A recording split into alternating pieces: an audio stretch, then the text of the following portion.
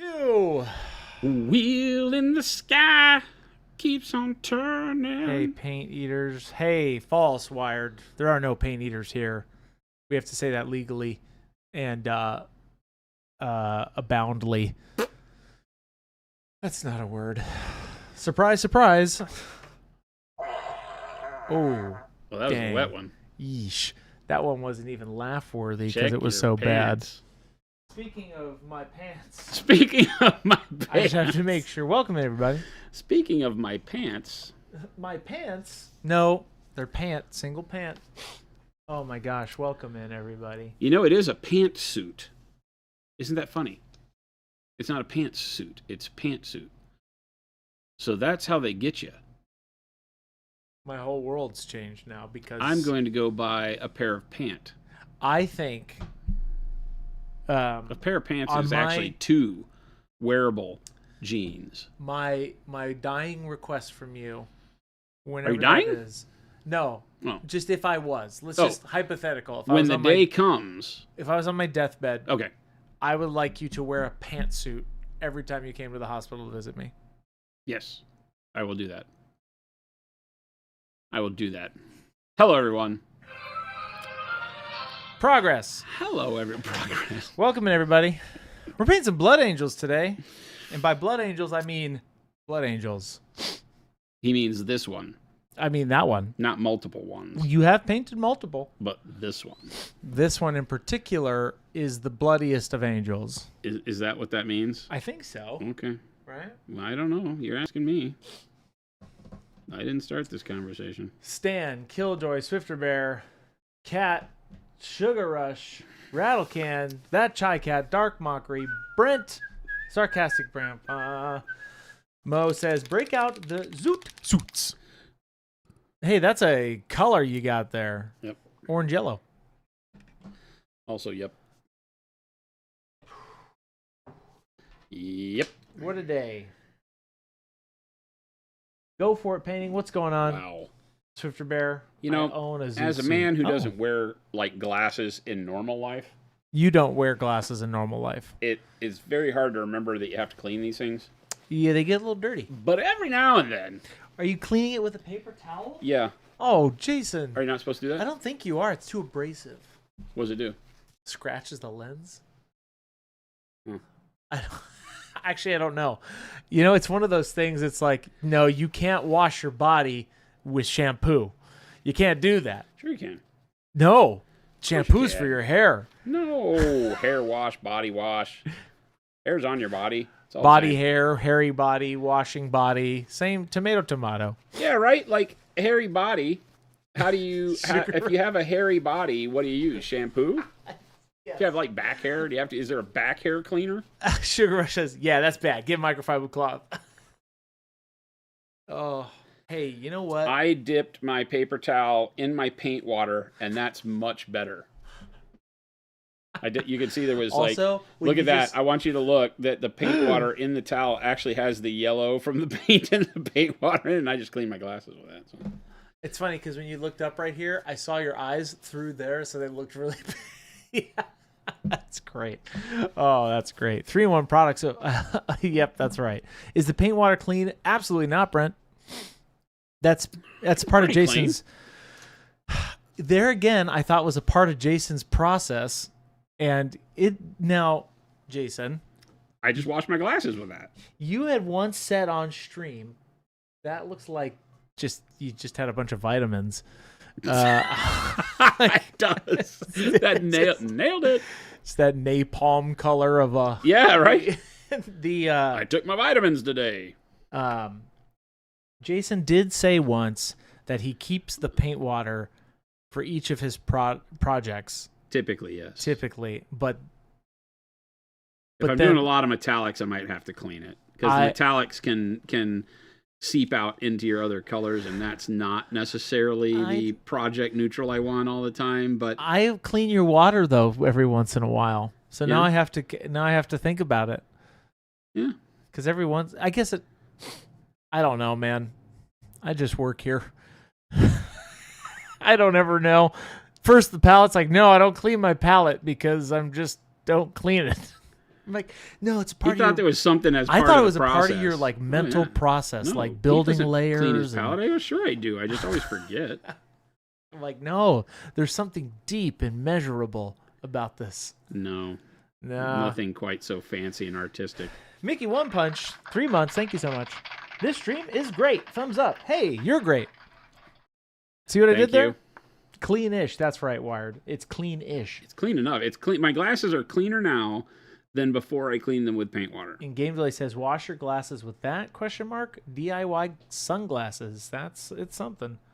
Org says, I have 2 questions for you. 1, how do I stop getting brush strokes? How do I stop getting brush strokes? And 2, how can I make a good red-brown wash for an Imperial Fist? Question number 1. How do you stop getting brush strokes? Yeah. I guess I need to understand how you're painting and if you're getting brush strokes. Sometimes, like right now, zoom in close, you can see, as I'm layering up this yellow, I'm getting brush strokes because I don't care. It's a mid-tone color. I'll blend over the top of it. So, it's pretty messy. Yeah. So it depends. Like early on in the stages of layering, I don't care about the brush strokes as much. Yeah. Later, when I'm blending, I care about them. And, reducing the viscosity of your paint can help. A lot of hobby paints that are not pro acryl start thicker. And so if you're not careful, you take them right out of the bottle and you get brush strokes because of the thickness of them. So you get a texture to them.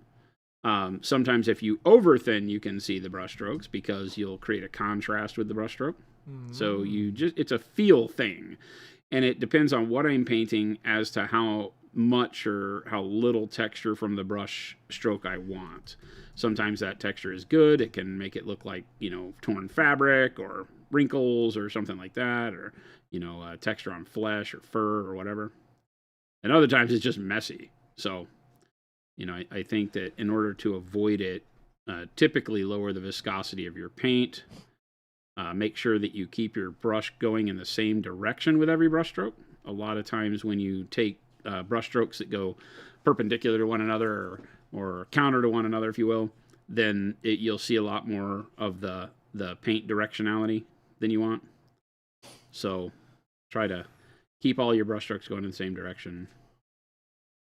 And what about a good red-brown wash for an Imperial Fist? I like our flesh wash. It's a red-brown. Yep. It's super nice for that. Our flesh wash is great. Yeah, flesh wash is great. It gives kind of, over in yellow, Imperial Fist would give it kind of an orangey feel, which would be really neat.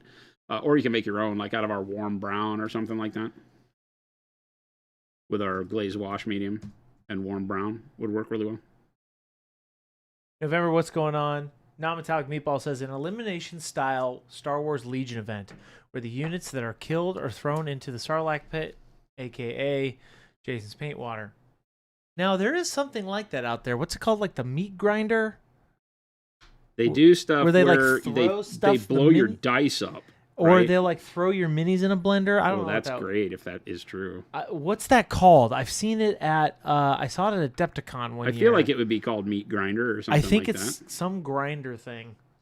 Yeah, meat grinder was at Adepticon, said Wad. Oh, yeah, like where they throw your minis in there. I don't know the concept. Was that like a character thing? Like you played just character v character, and if your character lost, they got ground up? That's rad if so. I think that's hilarious. You could totally do that with the new Horus Heresy dueling rules.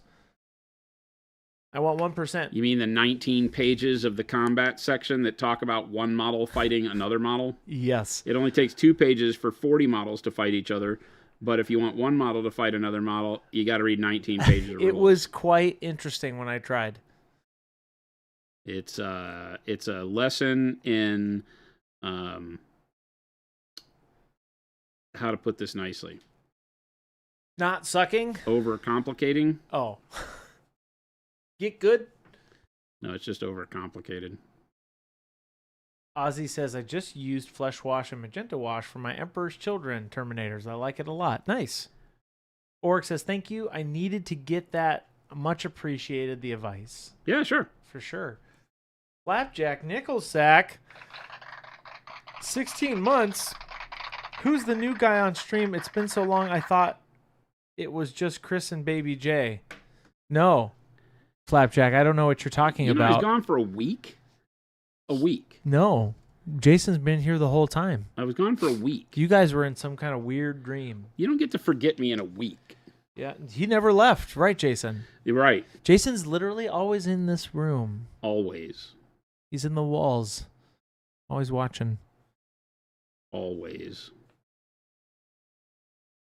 Lumberjack, that's GW for you. He really is like That's GW for you.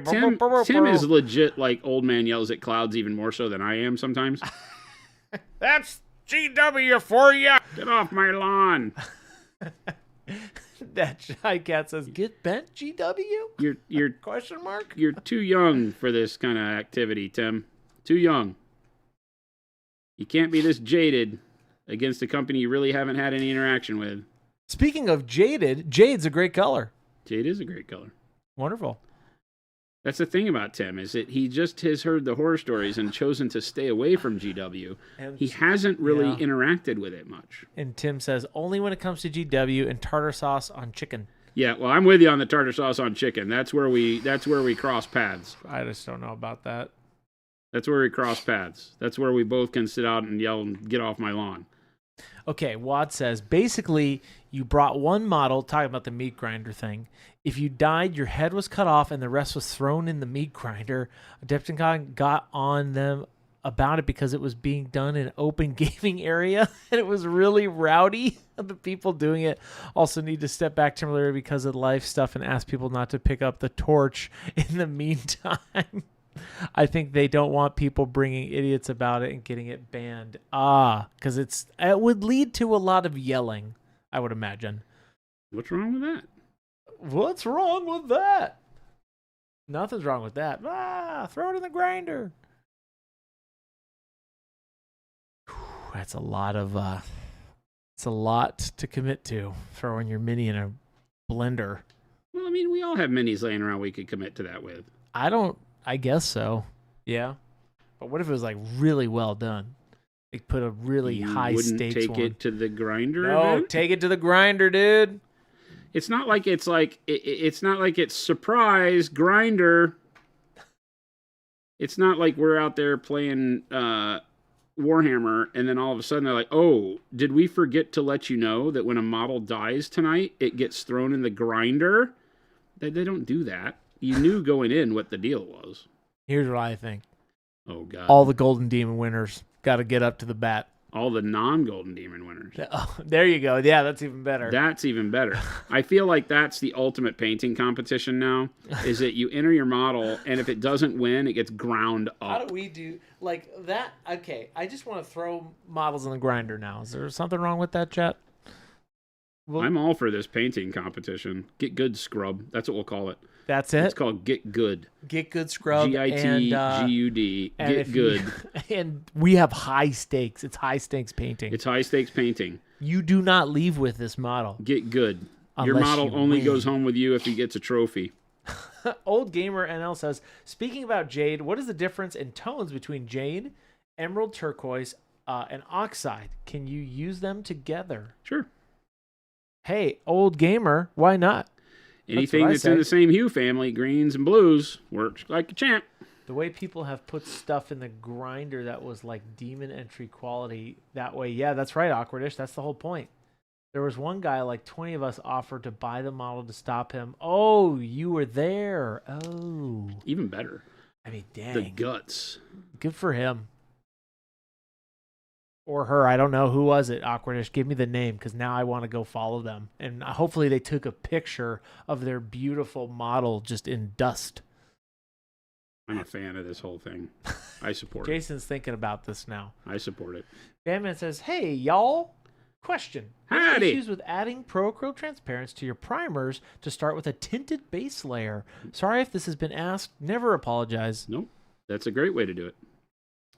I would not add it until you have put on a solid coat of primer and then go over the top of it with the tinted one.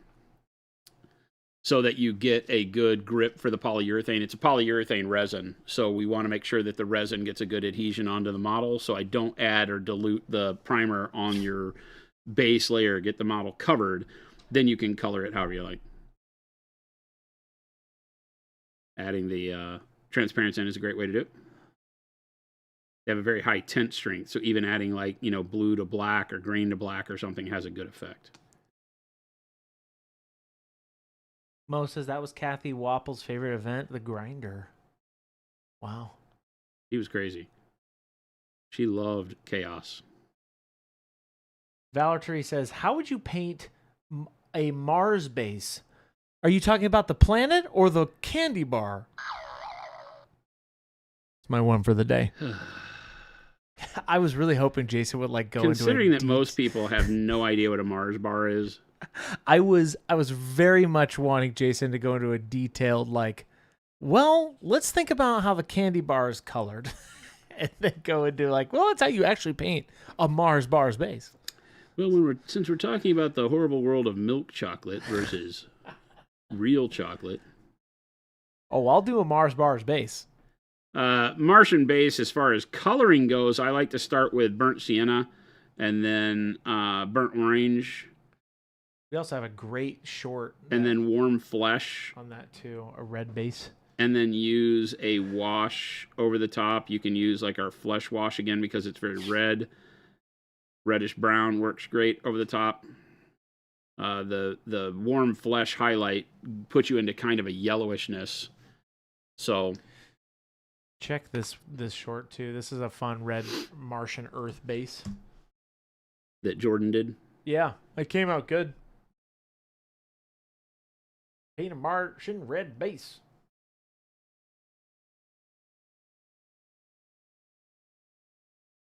Sure, yes, I will link that to you, Org. Give me 1 second to find it. La la la la la. No singing. Oh, we this is the recent one we did about cleaning your brush, Org, right here. Quablam. Jen did that one, and then where's the other one? Trimming your brush. That was a minute ago. You showed that. That's the original brush care video. The original one, right? Well, we might have done another short at some point in time that was talking about how to trim a brush.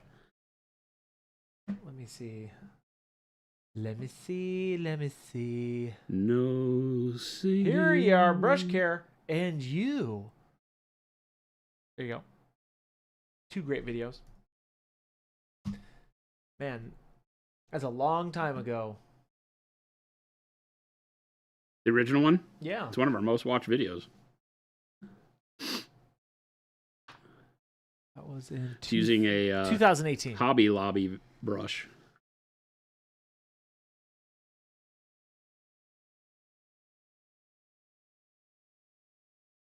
Yeah, or check those out. Flapjack says, I think it's dark umber that looks like chocolate. One of the umbers. Yeah, the dark umber does look a little bit like chocolate. They're very milk chocolatey colors, the umbers. I like how you said the umbers like it was like a family. It is. Right? Ah, the old umbers. They live exactly down the how street. you refer to them. It's a color family. I don't know why I went straight to like, you know, a 1990s, you know, suburban sitcom. Yeah. Ah, the umbers. They're great people. Comes on right after the All in the Family and the Jeffersons. Golden Girls.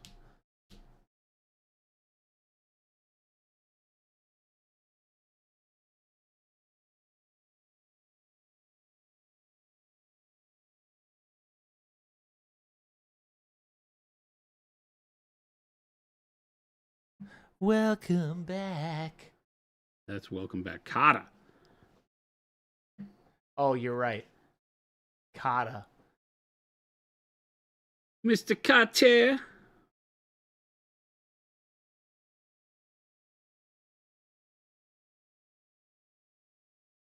One of the kids was named Horshack. Horshack? Yeah, he would be like, he honked when he laughed. Really? What? Yeah, it was horrible. What? I don't remember. And Vinny Barbarino was Vinny Barbarino. Vinny Barbarino was Vinny Barbarino. What's his nuts? Saturday Night Fever guy. What's John his Travolta. nuts? John Travolta was Vinny Barbarino. Vinny Barbarino. Hey, Mr. Carter.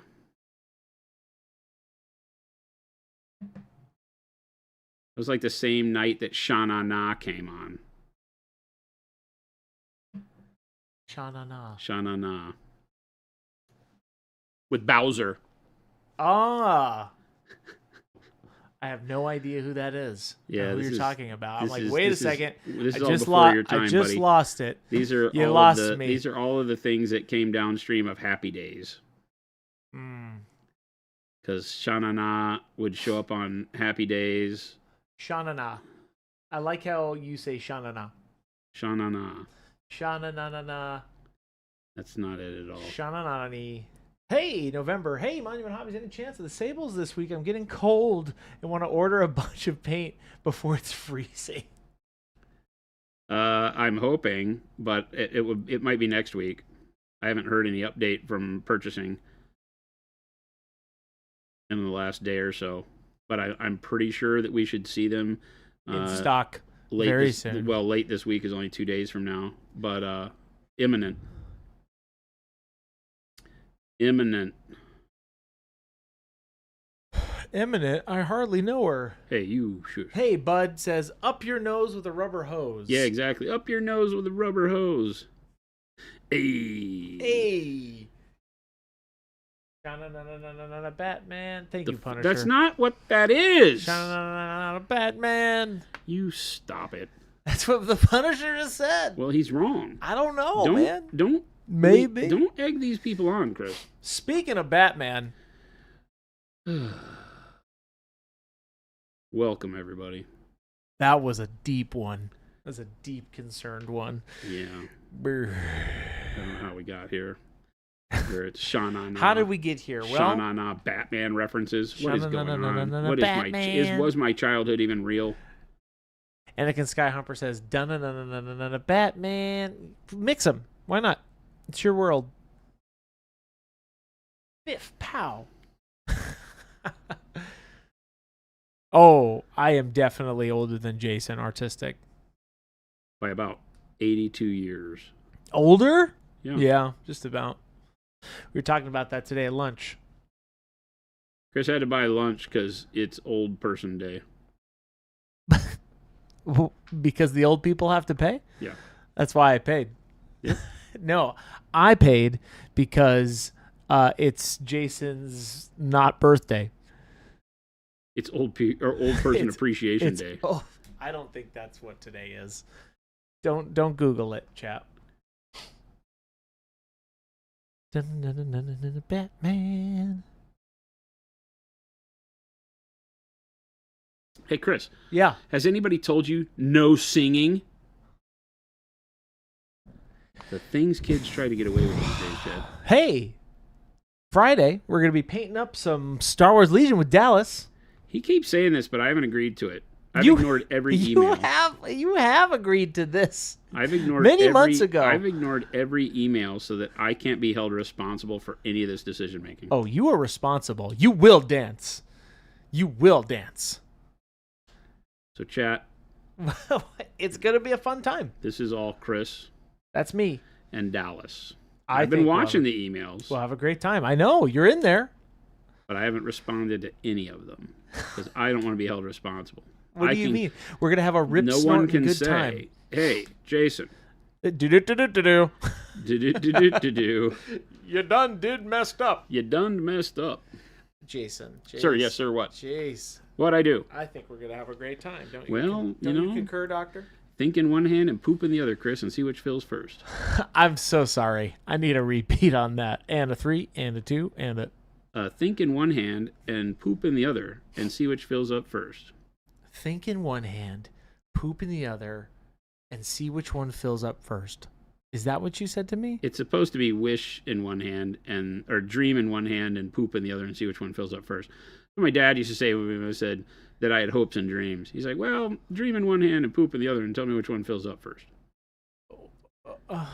It was his way of telling me not to expect too much out of my dreams, which that was a really bad thing to tell your kid growing up. But Oh my God. I took away from it the whole conversation of poop in one hand, and that gets you a contrasting conversation. So there you go. Huh. And it wasn't the word poop. He was less eloquent than that. Oh, I see. Well, thank you Or for more being eloquent than thank you that. for being polite. Maybe he was more eloquent than that. I don't know. Anakin Skyhopper says, my Uruk-hai are almost done. Do y'all ever get to like the final couple steps of finishing a model in an army I already know where this is going. and the answer is lose yes. all motivation to paint them? 100%. This is the Jason? whole reason we are painting this Blood Angel army the way we are. How do you get rid of that hobby fatigue? Boy, we talk about it all the time in terms of it's going to be different for everybody. I think that finding the way that keeps you feeling like you're making forward progress is key. For some people, it's like, painting every single model to its fullest and then moving on to the next when one is done, so that it's kind of like a reset button. You finish one model and then move to the next and start over. And even though it's like, okay, I got to do base coats and blah, blah, blah, blah, blah, it feels like a reset point. For me, I like to do things in stages. So, I get to where I'm doing all the non-metallic gold on 82 dudes or 72 dudes. And then I just suffer through it. So I don't know that I have a great plan for it. You but have a plan. It really is. For me, like on these Blood Angels, I'm painting one model from every unit so that I can create the color scheme for each unit. And then it opens me up to where I can continue to do that. I can continue to paint one model from each unit and move around. If I need to gain some more efficiency, then I could do all the gold across the entire army. And then I could come back and do all the brown on the army and all the skin tones on the army and things like that. It's really up to you. But I think it's always really good to also keep another project nearby when doing, especially when doing armies. If it's just one model, then, I think you just bite down and finish, right? If you get to that spot where you're so close, it's like, wait a minute, I didn't come here for, 80%. I came here to finish the job. And so you just finish.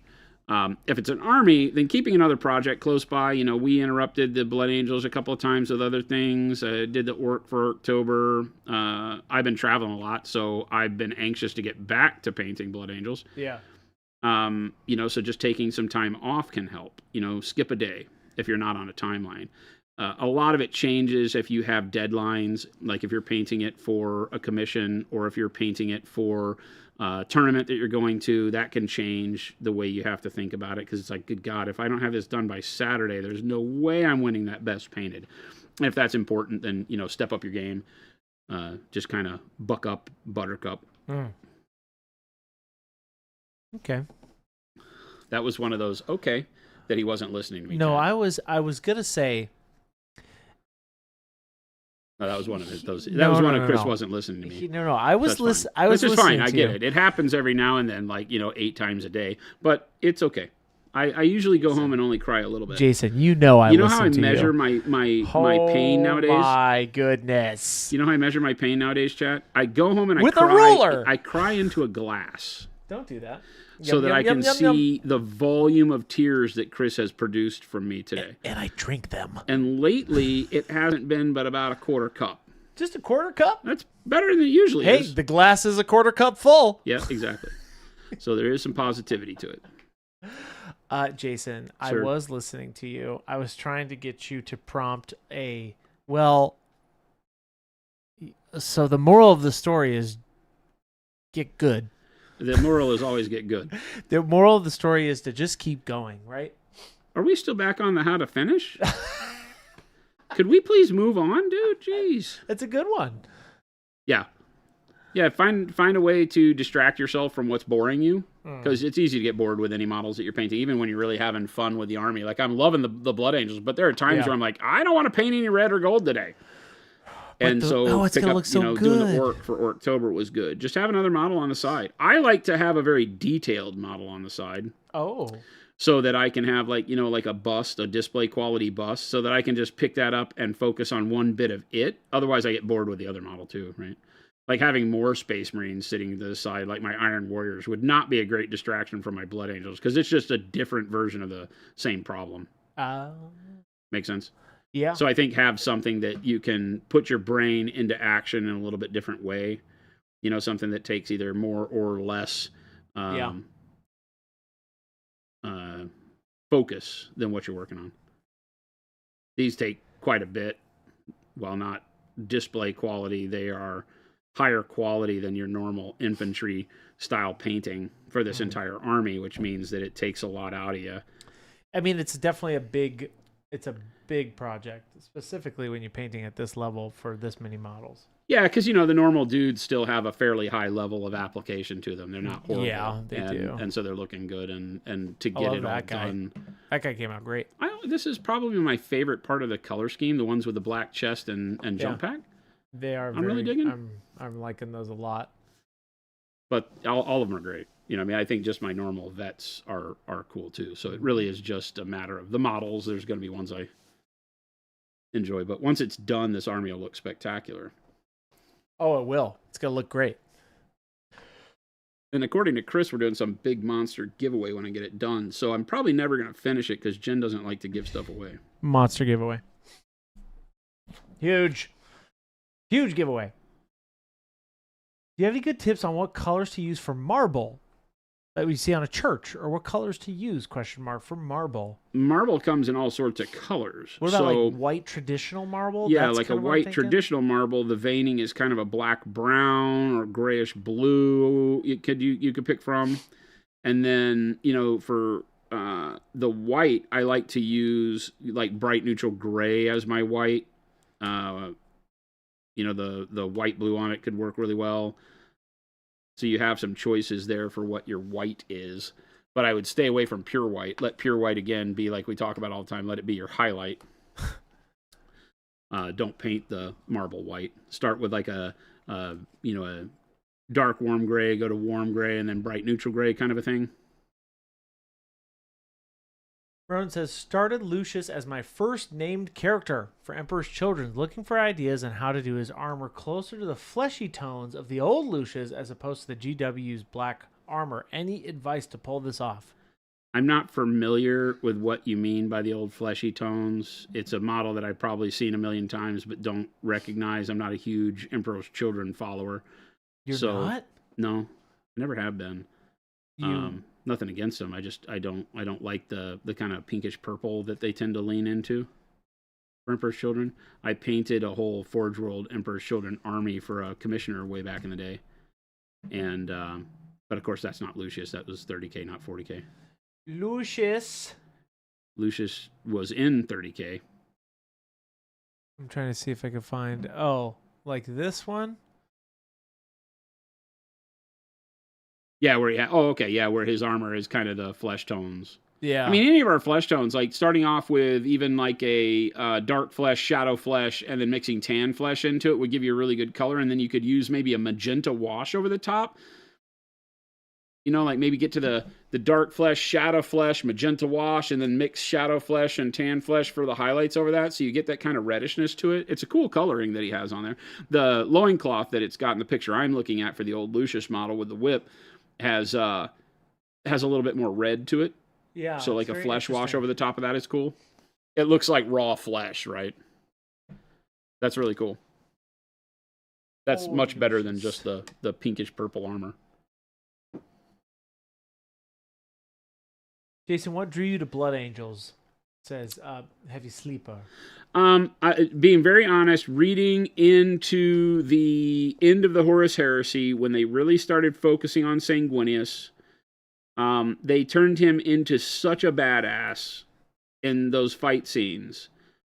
And there were just some epic cinematic moments in the Siege of Terra. Like when he goes and basically beheads the Titan single-handedly, kills a warlord Titan, and then they go and they kill, he and his sanguinary guard drop and kill an Imperator Titan, yeah, you know, by clearing it deck by deck. You know, they jump in and blow the hatch and then, you know, wander through this Titan and kill everybody. And there were just some really big cinematic moments, some things that's the only way to describe it. I could see it happening in a movie. And I was like, that's just badass. Like, I take back everything ill I've ever thought about Sanguinius. And said, you know what? I'm going to build an entire Blood Angels army. So they got me. The Black Library got me. A lot of times narrative gets me. Yeah. Because I can kind of envision building the army, you know, even though I'm not naming them and things like that. It's like I can envision the Baroque armor of 30K and these, you know, amazingly powerful warriors. I love the jump pack assault stuff anyway, but I'm not a big fan of Raven Guard. Yeah. So Blood Angels were the key, I guess Hoosier you'd say. Says, how do you paint a stone weapon to make it look dangerous? Like, I know how to paint stone to look like stone, but I want these to be dangerous, like an axe has a sharp edge. That's what we did here for stone for the axe here. Yeah. Polished really, stone. I mean, that looks dangerous to me. Yeah, that's just polished stone. So that, I didn't paint the back. Wait a second. You didn't paint the back? No, you're not supposed to. That's the golden rule of painting texture trainers is that we make them so that you don't have to paint the back. Did you paint the, did you prime it? Yes. Not the back. I lost a lot of sleep. So yeah, I think for stone, just treat your sharp edge like you would non-metallic metal. You put that shine on there and then make your shine retreat into the darker version. Like the stone doesn't get super dark. I don't want it to be metallic. So I keep it in that kind of flat, you know, this is all warm grays and red gray that I've gone on the center with kind of a red gray. And then you can imagine if the stone is polished to an edge that it would change its color a little bit. So that was the idea there.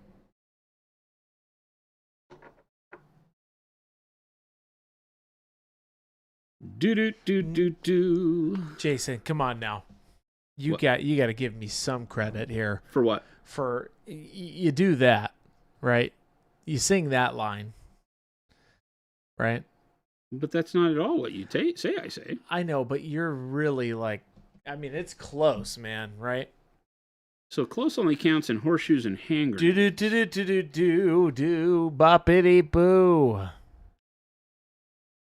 So if you said I said that, then I would be like, oh, I could see where you would misunderstand what I was saying. You're so close, though. What did I just tell you? Something about horseshoes and putting hand grenades on horseshoes or something like that. Definitely hand grenades on horseshoes is what I was talking about. No, it was not. Bakamaru, going back to your question, he did paint Sanguinius on stream, and it was the Artel W one. Yeah.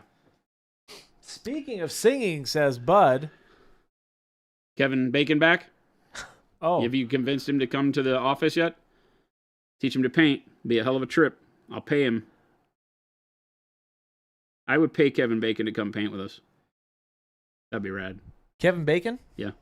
What celebrity do you want to see most paint a model? Kevin Bacon?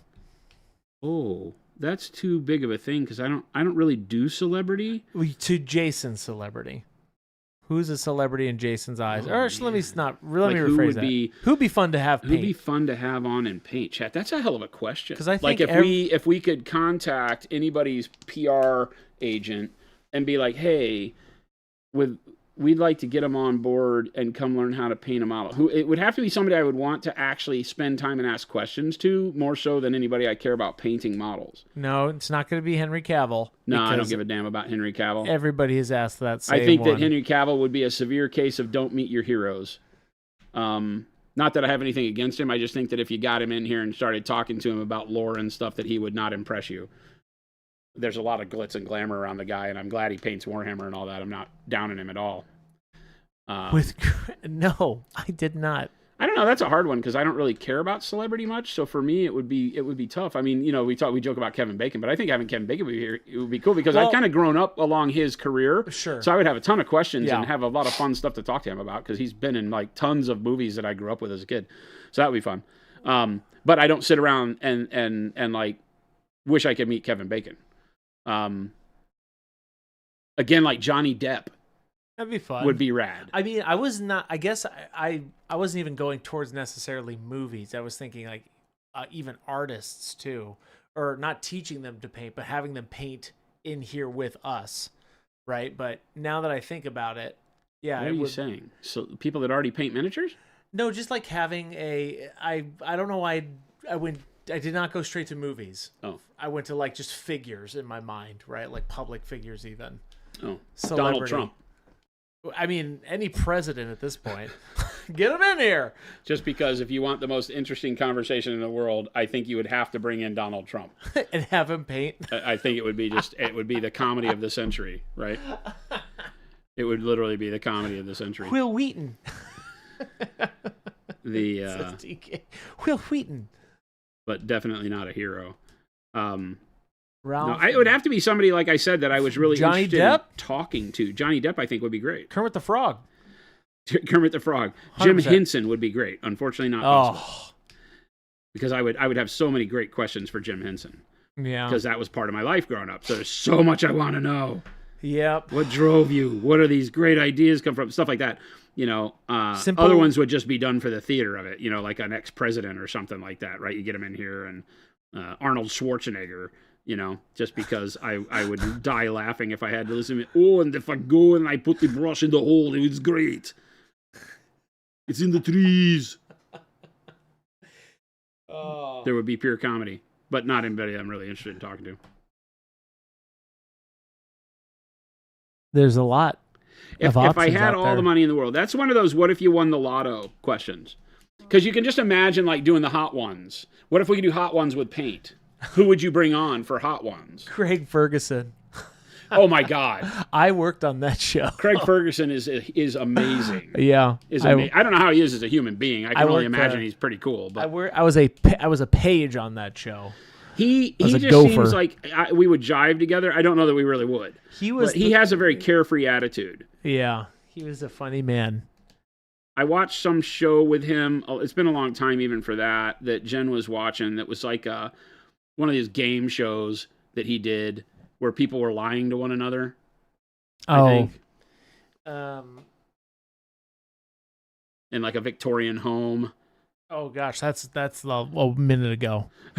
Was it? I don't know the name of that. It's been in the last. Well, I don't know how long it's been. I don't remember if that was after he stepped down or. Yeah, that was after he stepped down from his late night show. Yeah.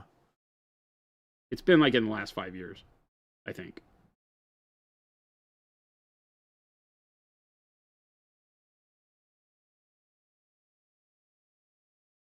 Hawk says, "I have it, Jason. I'm going to need you to paint this guy with a lime green helmet with a big floppy bunny ears and prosthetic buck teeth coming out of the mouth, so Bucky O'Hare Blood Angels can wage war on Chris's Earthworm Jim." There's only one Earthworm Jim out there, Hawk.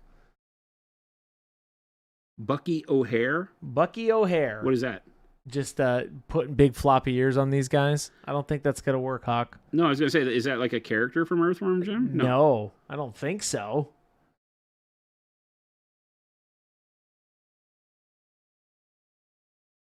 Roadside miniatures. What about under the context of doing it like a podcast while painting? Well, Roadside, we kind of do that here.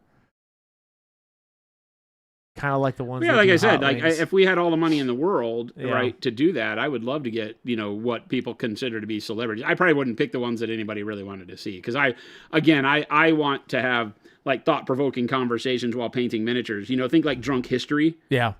If you had somebody here where the miniatures are not the conversation piece, but we have to be painting while we're talking, I think would generate some really crazy conversations. Because kind of like Drunk History, where you're having to present this while you're inebriated, here you're having to focus on your brushstrokes. And how great would that be if you had somebody that didn't know what they were doing, and you're asking them a question, and they're so frustrated because they keep going outside the lines with their paint. I just think it could be really cool. Kind of like the hot ones, right? You put somebody in a position where there's something else going on. That's the beauty of that show, is that there's heat and discomfort going on while also eating, which is not something that most people feel comfortable doing on camera anyway. Yeah. Brilliant show idea. It is. Brilliant show idea because it takes people out of the acting And Yeah. it puts them into the realism, the authenticity of who they are as people a lot. I mean, they can still act because they're trained to do that, and that's what they do for work. But yeah, I think it makes people feel like you're getting a more authentic side. So I would love to do that, like have people paint and people, especially people like get Kevin Bacon on here, and he's never painted in his life, maybe. Yeah, and then you start. And then you just talk. Yeah. And then they're like, "Can you give me a second? I have no idea what I'm doing here." And every now and then you have to stop and talk about the hot sauce. That's right. You know. Talk about the paint. Yeah. Why can't you have thought-provoking conversations with Chris, says Nibling. Yeah, Jason. Have you met Chris? Yeah, why can't you have thought-provoking conversations? So I mean the most offense possible here. Okay? But have you met Chris? Wait, you mean like a fence that goes around the building? Like a white picket, yes. Okay, like a fence. Like a white picket fence. When yes. you say you mean a fence. I mean a white picket fence. Oh, okay. I'm a very thought-provoking person, Nibling. How dare you? I see what you're doing there. I get people thinking. About murder? What? Oh, what? That's what my thoughts bring you? Murder? Murdering me or murdering others? Yes. Oh, no. Yes. I don't know how I feel about this. Yes. A lot of gold on this guy. I don't know how I feel about this. This was your decision. It was my decision, 100%. You've said that about several of these guys, though. I think like when I get to this point on all of them, I'm like, wow, whose idea was this? Artistic says, Jason is saying that Chris doesn't provoke thought. No, I provoke thought. Just not the thought of you punching me in the face, I guess. Christopher. Don't talk about my friend Christopher like that. Hey, whoa. You can't be taking my lines now. I did it all at lunch today. You did. You on our way. You were like, you guys should have heard him. He was on it today. He was like, we as a company, we as the people make paint and hobby supplies for other people to consume. And I'm like, wow, this is good stuff. Who does this sound like? I Whoa. robbed all his lines. It was great. On the ride to lunch. You did not rob them. You used them. Huge difference, Huge difference. Derpstick says, how would you free paint a classic 5-point star on a Space Marine shoulder pad? Very carefully. Yeah, stars are weird, right? Because it's basically a bunch of triangles, and you just have to line them up properly. It's what, 3 triangles? Let me do it on a card real quick, and I'll show you. Or I'll do it in my hand. I have yellow. Yellow will show up, right? So if you're freehanding again, get a good point, and then the first one that you want to do is an open triangle like this, right? Yep. And then you have a triangle that comes over here that perpendicular to that imaginary vertical line there, and then its other leg closes this one, right? And then this one closes here, and there you have a star. It shines bright. Right, so it's 1, and then 2, and then 3. Now just do that on the shoulder pad. Yeah. And you got it. Now finish the owl. Then just fill it in.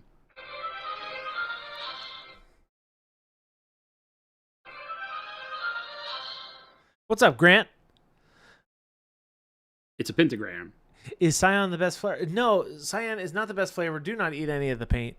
I know what you're trying to do there. Wirehead, we see what you're doing. Consume the paint isn't all I hear. Hey, Flapjack fired. Canceled. Canceled? We're all done. I'm What? doing it. You guys should have heard Jason, man. He was super, had a lot of wisdom in that car ride today. We do this thing that produces revenue for a company. Beep boop. Jason's a robot. What didn't brush do it. is that, Jason? This is a number 3 Pro Sable. A Salub. Hot off of the, well, not hot anymore because it's kind of old now. A but Salab. off of the U.S. manufacturing machinery, not the German. I keep taunting people with it, and they keep telling me in production, well, we're not quite there yet. We'll get there. Christopher, that is a paintbrush. Hey, thank you, Grant. Thank you for keeping me on track. They're supposed to get the damn printer working last week, and they didn't. Oh, Estrello. I'm gonna throw them under the bus. They had a lot of excuses when I was gone in the UK as to whether they didn't get it done, but they're being asked to do a lot because they're working on the framables right now. So we have a priority for both brushes and framables, and right now framables are taking the top priority for Black Friday release. So, hey Mo, you hear that? Stop asking. Black Friday framables will be available on the store, assuming all goes well.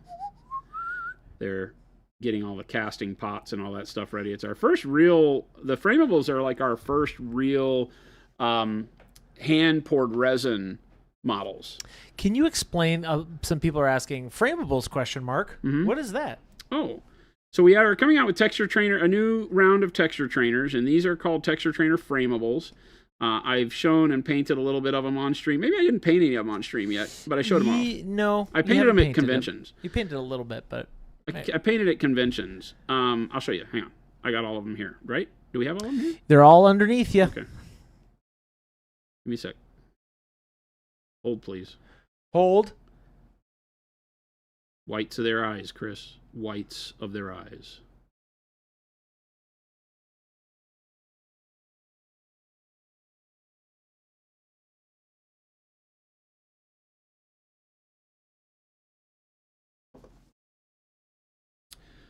So the texture trainers that we have normally are the small 60 millimeter characters that you see here. We paint them up a lot. We use them in our shorts. These are meant as a great gateway drug, so to speak, from standard Space Marine style painting that most of us do for wargaming into busts, because you increase the scale when you go to paint a bust. But a lot of times busts can be very daunting because you have this monstrous figure you have to paint all the way around and stuff. So texture trainers, you don't have to paint the back. They just let you focus on scale. So you can paint a face, paint these materials. They're called texture trainers because we give you a lot of, like, bat wing texture, hair, cloth, metal, bone, mushrooms, natural textures, and things like that. So you can go through and practice a lot of your material handling on these, and then also color and contrast and standard painting, how to elevate it to larger scales, because a lot of people will have problems moving from Space Marine scale to larger bust scale and maintaining contrast. It's easier to get contrast in a small area than it is on a large area and still keep it cohesive. So then the framables take that to the next level, where it turns it into a piece of art you can use in your life, just in general. Yep. Right? And so we have these three coming, right? And so you have Surviathan. Nice. The Knight of Hooks. These are 4x6 frameable. This is a 3D print master, but they are poured resin. They are 4x6. They go inside any standard picture frame, any 4x6 picture frame. They have a dimension to them, just like our texture trainers, but no back. But these extended out to where now you have a palette or a canvas in the background where you can paint a environment for them. You can just do it a solid color. You can do like I've done with this guy with the bubbles in the ocean floor. You do whatever. And then it's, again, a larger scale bust that you can paint textures on and things like that. Yeah. We wanted these to be big so that you could use them as lifestyle art. These can hang on your wall, go on your desk. You can give it to your mom. It has more meaning than a Space Marine because it actually is a piece of art. And you can imagine we've already had a tremendous amount of people saying all the cool things they could do with it. I've had the funnest one I've heard is like take and buy 3 of them and spray paint one gold, one silver, one copper, and then put them in alternating color metallic frames and hang them on the wall. So you could create some really cool, like Andy Warhol color and contrast out of not really painting them like we would miniatures, but just doing an overall coat so they can be very simple and just be cheap art. I say cheap. They'll probably be about $40 or $45 per, which is great for the scale because these are $25, right? So they'll be at most double the cost of the regular texture trainer for something that you can frame, and they're hand poured, done by us. This one, again, these are all 3D printed masters. Yeah. Right. Yeah, it's a lot. It's a lot. So it's a lot of model. Private General Gronk and Thrug. Super fun. So the two-headed troll, and again, just having fun. You paint a background and set him into it. All 3 of these are very Victorian portrait style. You've got the knight, the general, and the lady. So we've got Duchess Prime. Super cool. Duchess Prime. Now she is the hand poured resin test. She's one of the tests. You can see it's a little wavy on the back, not fully processed. But we've got the resin pour down to a pretty good science now by using the pressure pots to get all the bubbles out of them. So we had some problems with the bubbles like on the nose and stuff here, but I love it. They're all going to be so fun. I definitely am excited to do some fun Zenithols on it. Yeah, exactly. Teach me to get to practice your Bob Ross skills on these. Yeah, especially on the back. It really will. Hopefully, it'll get miniature painters to also think about trying something on the back. For me, I've never painted something on a miniature like the back canvas part. Sure, like so this encourages me. You see to people be like, doing dioramas with backdrops and things like that. This Yeah. kind of builds the backdrop in for you. You don't have to worry about how to get one. Yeah. What to do with it and all that stuff. It's really easy to just paint as you want, or just do a solid color. It's going to look great either way. You could just leave them primered. A lot of people that we've already talked to can just imagine Zenithal priming it, doing it like in a black and then a white over the top, and then put it in a frame, put it in a black frame, stick it on the wall. Yeah. They're going to be very easy ways to have your art and what you love in miniature become part of your outside life, outwardly, outside of your painting studio is my whole goal for it, so that I can attract people who like to paint canvases, can now have a three-dimensional canvas is really what it is, without having to be this. Let's be honest, there's a wider world out there than cares about Space Marines, even with like Space Marine 2 in the video game and the licensing and the movies and all that stuff coming out. It really doesn't matter. There's a world where people don't want to paint Space Marines, but they don't care about miniatures that sit on bases and then have to go on a shelf and fall over and stuff like that. But if I could paint something and put it on the wall, hang it in a frame, then it becomes something more valuable than the money you've spent on it, because it becomes the memory of what you're doing it. So like a photo background. Exactly. Wired. Roman Lapata's been doing a bunch of frames. Yeah, no spaghetti bolt nibling. Yeah, one of the cool things that somebody else was talking about is that they could actually cut photo and actually do like a collage of photos in the background on them, so you can do and add to the back. You could, one person was talking about taking fabric and putting fabric over it and then just framing the model in the fabric so that you could put like a light gauze fabric over it and then spray paint it for the details back on. So there's some people are already in their minds thinking about really cool artistic ways to use it, because it's not just a miniature, it's a piece of art that goes on your wall. So should be a lot of fun. And the pricing's going to be right. And I think that for me, I love just painting them like they're miniatures. But then the idea, like I just have the white one. I have the first white test print of Surviathan in a frame in my office at home. Yeah. It's just white. It's just the original resin that we used. Yeah. And it's just white in a frame. And it looks great. It's kind of like ivory. It looks like an ivory sculpt in a frame. But it's just resin, so. I'm excited to try some. I would like a bunch of them to do an Andy Warhol, like that kind of. Yeah, like the primary colors. Yep. Right. I like that idea. You do like a red, a yellow, and a blue in some fun frames. And, there's a whole world of people out there that do customized frames. It's like its own hobby. Yep. And so you can imagine doing a custom frame for it too. Something really Baroque or adding on like gears. We'll come out with a lot more too. We have Adrian Smith, who, if you know Adrian Smith from the Hate and Warhammer fame, Adrian Smith has already designed 3 of them for us. We have all that artwork. I just haven't started on the sculpts for the Adrian Smith stuff yet. Yep. But the second series is Adrian Smith goblins, and there's a goblin and an ogre, 2 goblins, 1 goblin, an ogre, and then kind of an alien snake oil salesman. They're like Wild West outlaws, which is a lot of fun. So we're going to have fun with the Adrian Smith ones that come out. We've got a lot planned throughout the end of this year, beginning of next. So hopefully you guys and gals really love them. I think they're going to be really great, and because there's so many times where you're like, somebody mentioned earlier, what happens when you get bored with your army?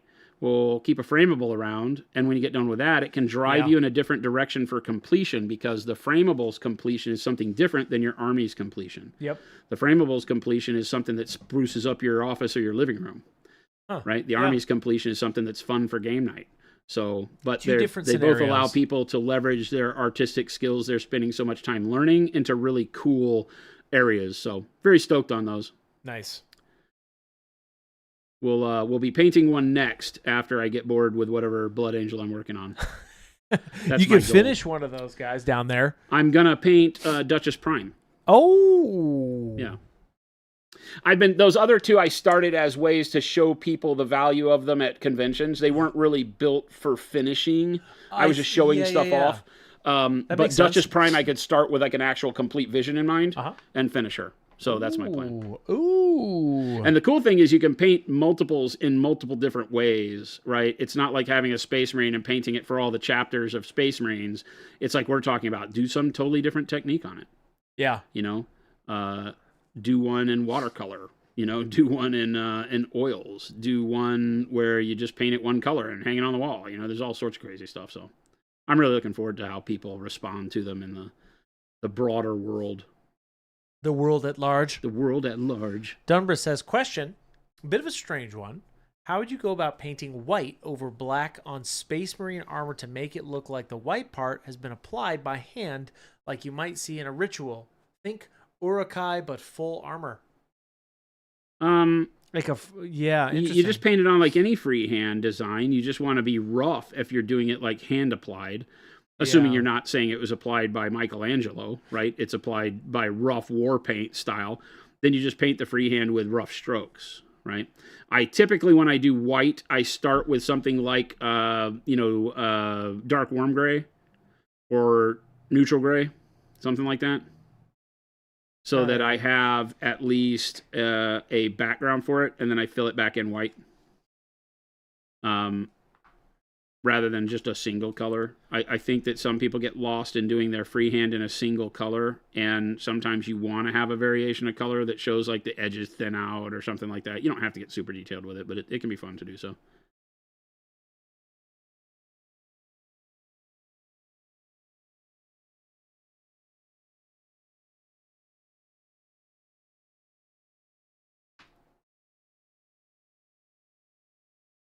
Reminds me of the octopus chef bust. Tons of different concepts on that one. Octopus chef bust. Yeah, that was the restaurant at the end of the universe thing that Mateo from Mindworks did. Oh. And he had the chef with the octopus slung over his shoulder, I think. And but it was still a bust. Right. Yeah. You know, I'm trying to get away from busts. I'm trying to get into things that would attract painters who don't paint miniatures. Yeah. As well as being able to have us who paint miniatures look at it and go, oh, I can try some really cool stuff. Right. You know, to bridge that gap, to really make miniatures art. Because they are, but they don't appeal to just artists in general all the time because not everybody wants to paint a statue. Yeah. Remember that a lot of people like to paint on two-dimensional surfaces. And so by taking a 2D surface, giving it a little bit of a 3D lift and a sculpt like that, my hope is that we can attract people who want to paint the background, who want to try some neat stuff artistically with the character itself. Yep. And not have to worry about how volumes translate around a three-dimensional object, because you don't have to worry about the back. Same thing I did with the texture trainers. Mm-hmm. And people love the texture trainers, so I'm really hoping that people love the texture trainer framables. They just take it to another level where even though it's bigger, it might be daunting to some people, it gives you such a good outcome and a thing to use it for. Oops. Like I said, just a different reason to complete it. Because it's like, oh, I can't wait to hang this in my kitchen. I want to give one to my mom. I mean, I have to understand that I would really like to be able to give it to relatives and say, here, hang this on your wall. Look at that. How rad that is. You know, it's like a 3-year-old and their artwork from preschool, except now you can do it with all these skills you've learned to paint miniatures that you may not be applying to things like that. Like, you know, more realistic, or I say realistic, but more traditional art. Gameless says you never have to worry about the back if you're brave enough. Yeah, I don't worry about the back. What the heck? What the heck? No, we'll paint the back. I'll prime it too. What the heck, you crazy people that paint the back to your models? Old Gamer NL says, what would you think of it? There are so much TV programs with cooking. In the Netherlands, Lego Master, and you have Ink Masters. If they make a TV about Mini Masters, I said that to someone at SMC. There's been a lot of people that have talked about it. There was a guy who was with a production company in Hollywood who I think shot something. And it never saw the light of day. You know, it's so hard to get greenlit for anything these days. As much garbage as they're putting out. You're going to need so much funding even to just pitch the thing. Yeah. Of like, what are you talking about? I don't know. Sounds no. The answer's no. That's what I would assume they would get. Again, I think it's a great idea, I guess. I think that unfortunately a lot of those things, in order to be worth anything, have to come with bottled drama, right? It's not reality. It's unscripted. and they just tell you, you know, hey, today I want you to get mad at this guy, you know, because he stole your idea, you know. Go get mad at that guy. So go get mad at that guy, kind of stuff. And I just, you know, I would not back that. I would not be interested in something that was made up drama. But, and then I just don't know if the miniature painting itself, it's more like a documentary kind of interest, right? I think that people might look at it. And yeah, unfortunately, like we've had a wargaming one that was about, you know, the veteran terrain guy over in the UK, and it painted us all as idiots, right? As I don't even know what you're talking about. There was a UK documentary, and it painted nerds like us as like hopeless, depressed people who can't integrate into real society. Really? Yeah, well, because they picked a guy who was having a hard time getting back on his legs after, I think he was in like the Iraq War for Britain or something like that, and came back and was building terrain and painted stuff for Hobby, and, you know, went around to shows. It was an interesting story, but it was his story, not the story of our industry. I see. And it kind of painted it like this world is very depressing. I know like, a lot of people who just, you know, do this as their instead of playing video games sometimes, right? Like just the way to decompress. Sure. You'd never know. Austrello says, so I'm looking to paint an undead army soon and want to try and move away from purple as a base tone for cold undead or undead cold flesh. What would you suggest for a blue workup instead? Well, I like dark gray blue works fantastic. Payne's Gray is always a nice one, too. Payne's Gray is a little... It's great if you work up out of the Payne's Gray, mixing it with other colors like white, blue, right? But I don't know that that's what you're going for, is like ice-colored zombies or whatever. Undead, or what do you say, skeletons or zombies? Undead flesh. Oh, undead flesh. Yeah, I don't know that you want the flesh. You want it bluish, but you probably don't want blue, right? So I think the undercoat is really good as dark gray blue. Works great. Gives you a very cold color because it's desaturated with the gray, but also reads as a bluish tone very well. So dark gray blue works great. And then working out of the dark gray blue, you know, I use that as an undercoat for like 5 o'clock shadow on regular human flesh. So you can just kind of go into whatever you want, right? If you want to do darker skin, lighter skin over it, you can use any color of flesh tone immediately over that. You can go, maybe not dark flesh, because the dark gray blue may be lighter in value than the dark flesh. Ashella says, I'm thinking kind of like grayish skin tone, but with blue undertones, if that makes sense. So dark gray blue would work great. And then you can go dark gray blue into warm gray, and then start adding like red gray over the top to give it a little bit of a flesh tone color, but keep it cool. Cool like as in awesome, and cool as in cold at the same time.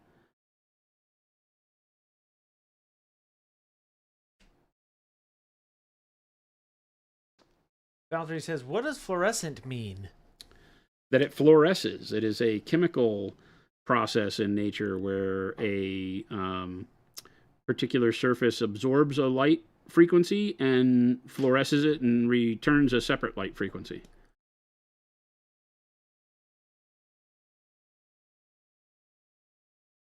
So fluorescent red paint is not red. It just causes it, when light hits it, it gives off a red.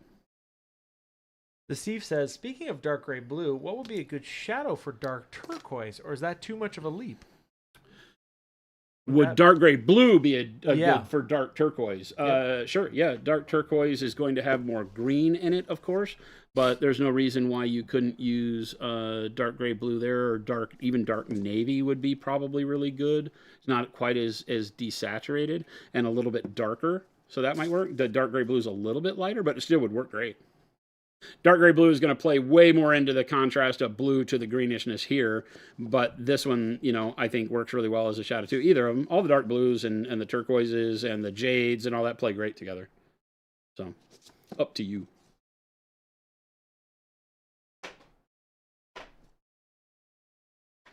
Dark blue works. I love dark blue into the dark jades and then the turquoises. That works a dream. Makes an amazing color combo.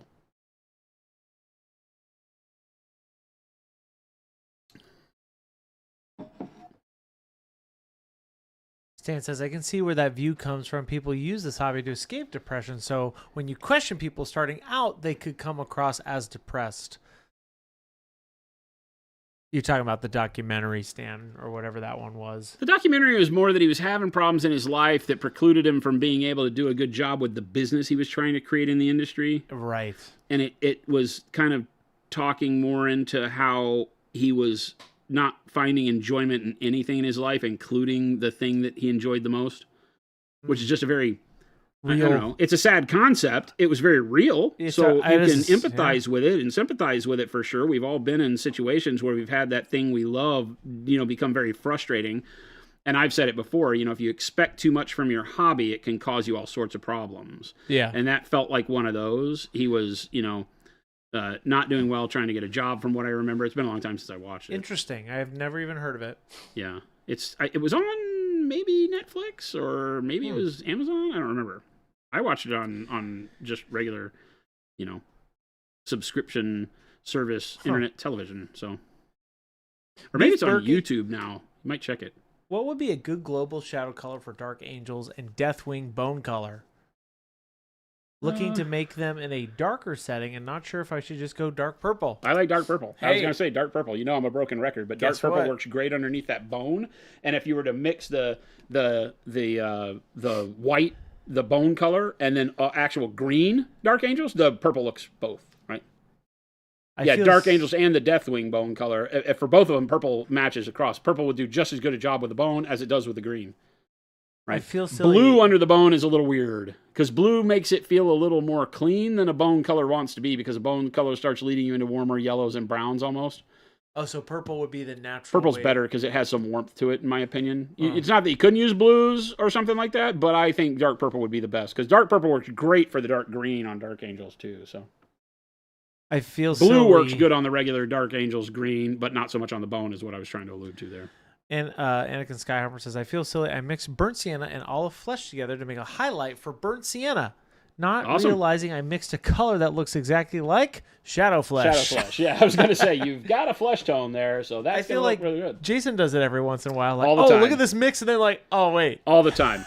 all the damn time. What if it looked like this? Well, because a lot of times I'll have like this. I'll have like the dark yellow green and the orange yellow out, and then I'll be like in between, I'll mix that color. Because that's the way I do it. You do this as a base, mix the 250-50 as your mid-tone, and this could be your highlight. That's not what I'm doing here because I'm going to bright yellow ochre. But if I were to mix those, you might find that there's a color that exists in there. Like that might be just yellow-green. I'm gonna make a video series called "Does It Olive Flesh" and just mix every Pro Crow color with olive flesh and see what we come up with. Does it riff? Does it? Oh, okay. We are gonna call those guys Small Town Titans. We should hit them up. And hit Pro Crow, does it riff? Titanium white, does it riff? Does it riff? That'd be so cool, dude.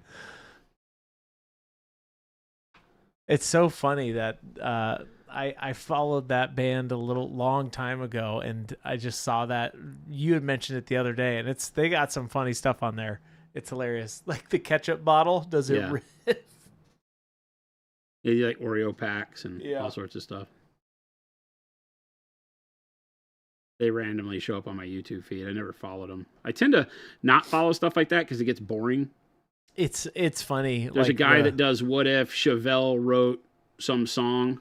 Oh. And what if this band did this song. He does a lot with like new metal bands doing pop songs.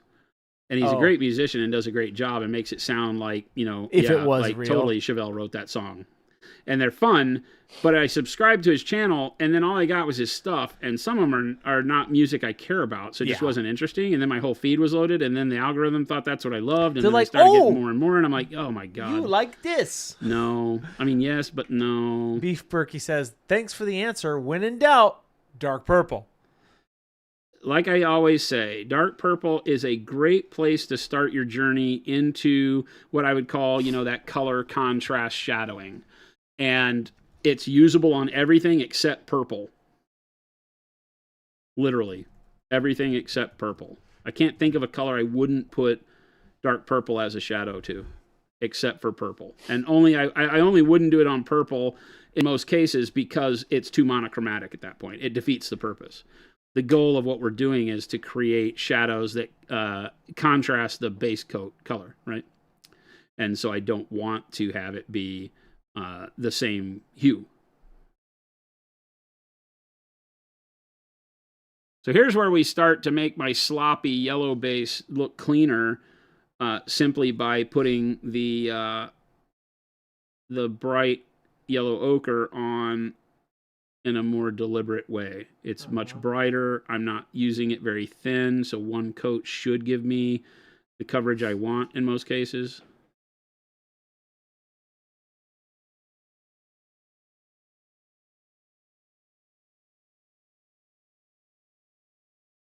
Mr. Blue says, then what do you use with purple? Blue. Dark blue. Payne's gray. Payne's gray is definitely a great one for purple.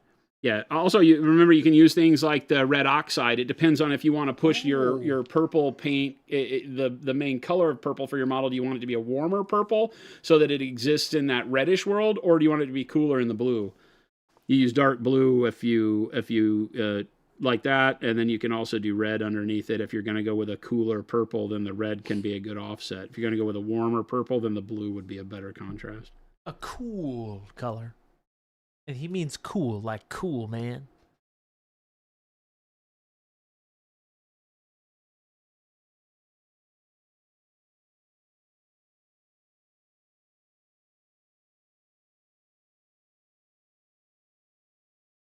That Chai Cat says, would a dark sea blue work as a good shadow color for oranges than blue-green contrast? I feel like I need an experiment now when I get home. Sure.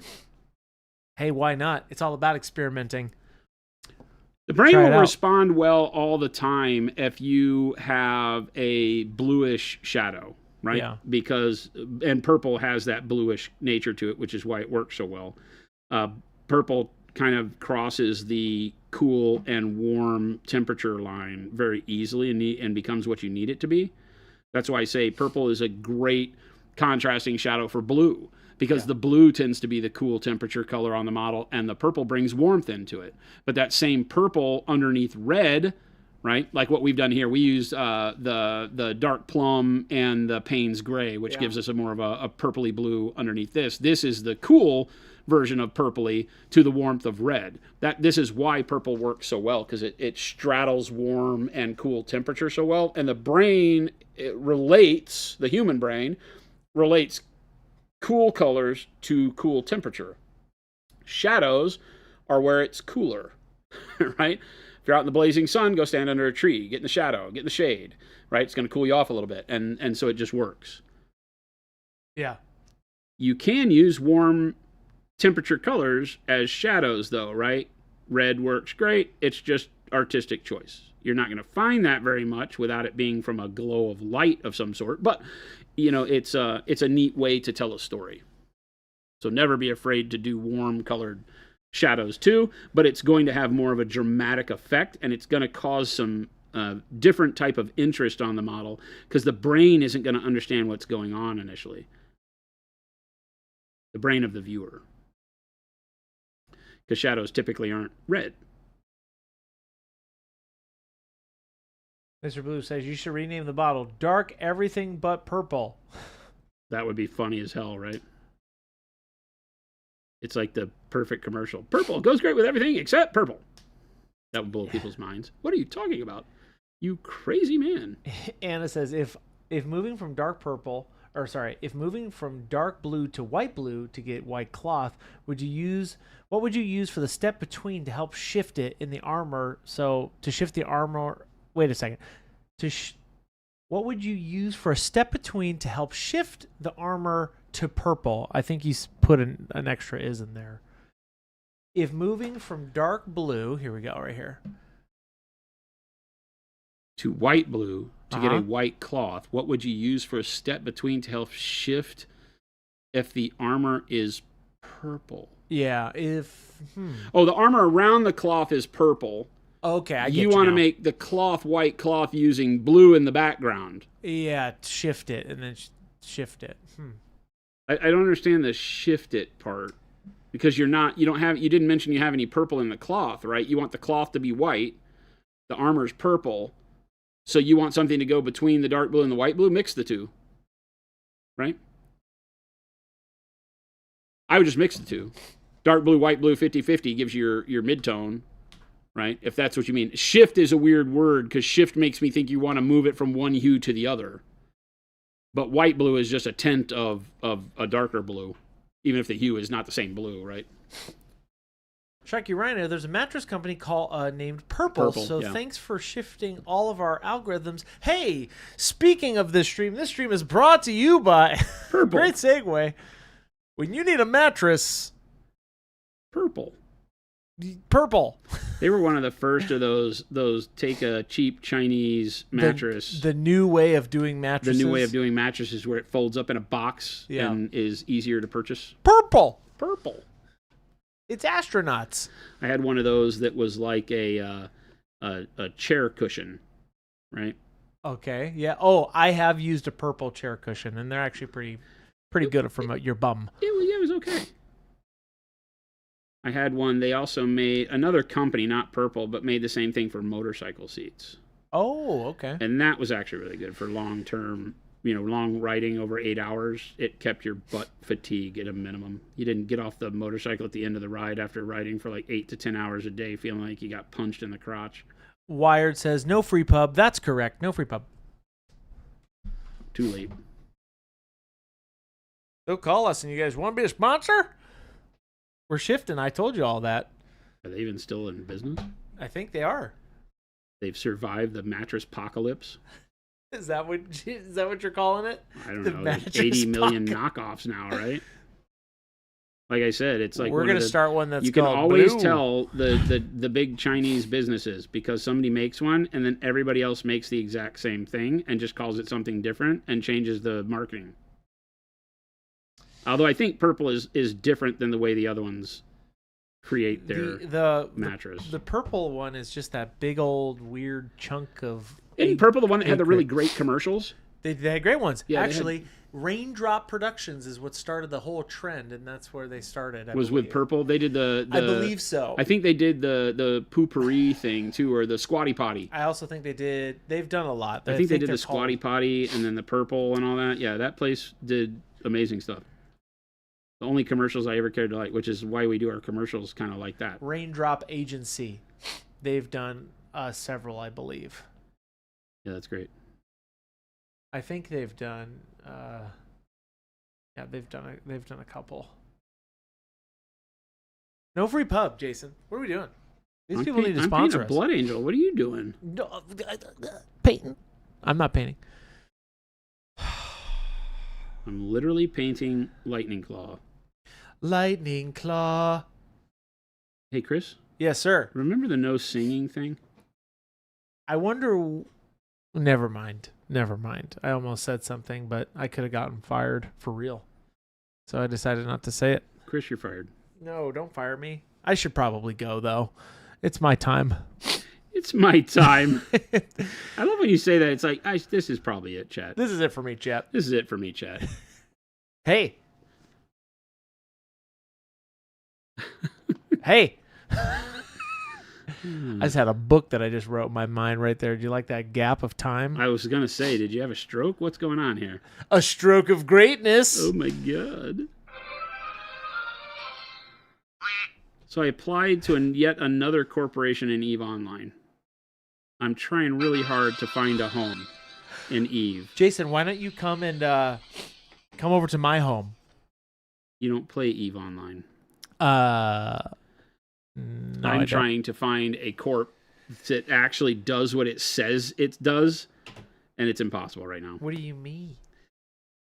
Who's your new corp, says T. Schmidt? Well, I applied to a very old corp. Anybody want to guess what it is? A corp that was the best corp and then got defeated in a war and was gone for a long time in the shadows, relegated to mediocrity for years. And Goon? But I have Goon is one of the top, has been one of the top. They're the ones that beat Test, as a matter of fact. I'm talking about Test. But I had fun with Test eons ago for a brief minute. I didn't stick around long because it was a deal where a buddy of mine was in it and I was learning to FC. And so it was just a cool experience. But I've reapplied to Test. And I'll accept you. What if like secretly, I've been playing Eve since beta, and I've built this business in the dark shadows of Eve. What is your business in the dark shadows? I run all of these corps. All of them? Literally, I don't run them. I get people to run them for me. See, but all of them. All of them. Well, Okay. the ones that only go to war and win Against each other? against each So other. you play both sides. Yeah, man. Okay. That's what it's all about. It's not true. I don't do that. That would be the greatest story ever. You thought about it. You are the Matani. The Matani? Who's And- Matani?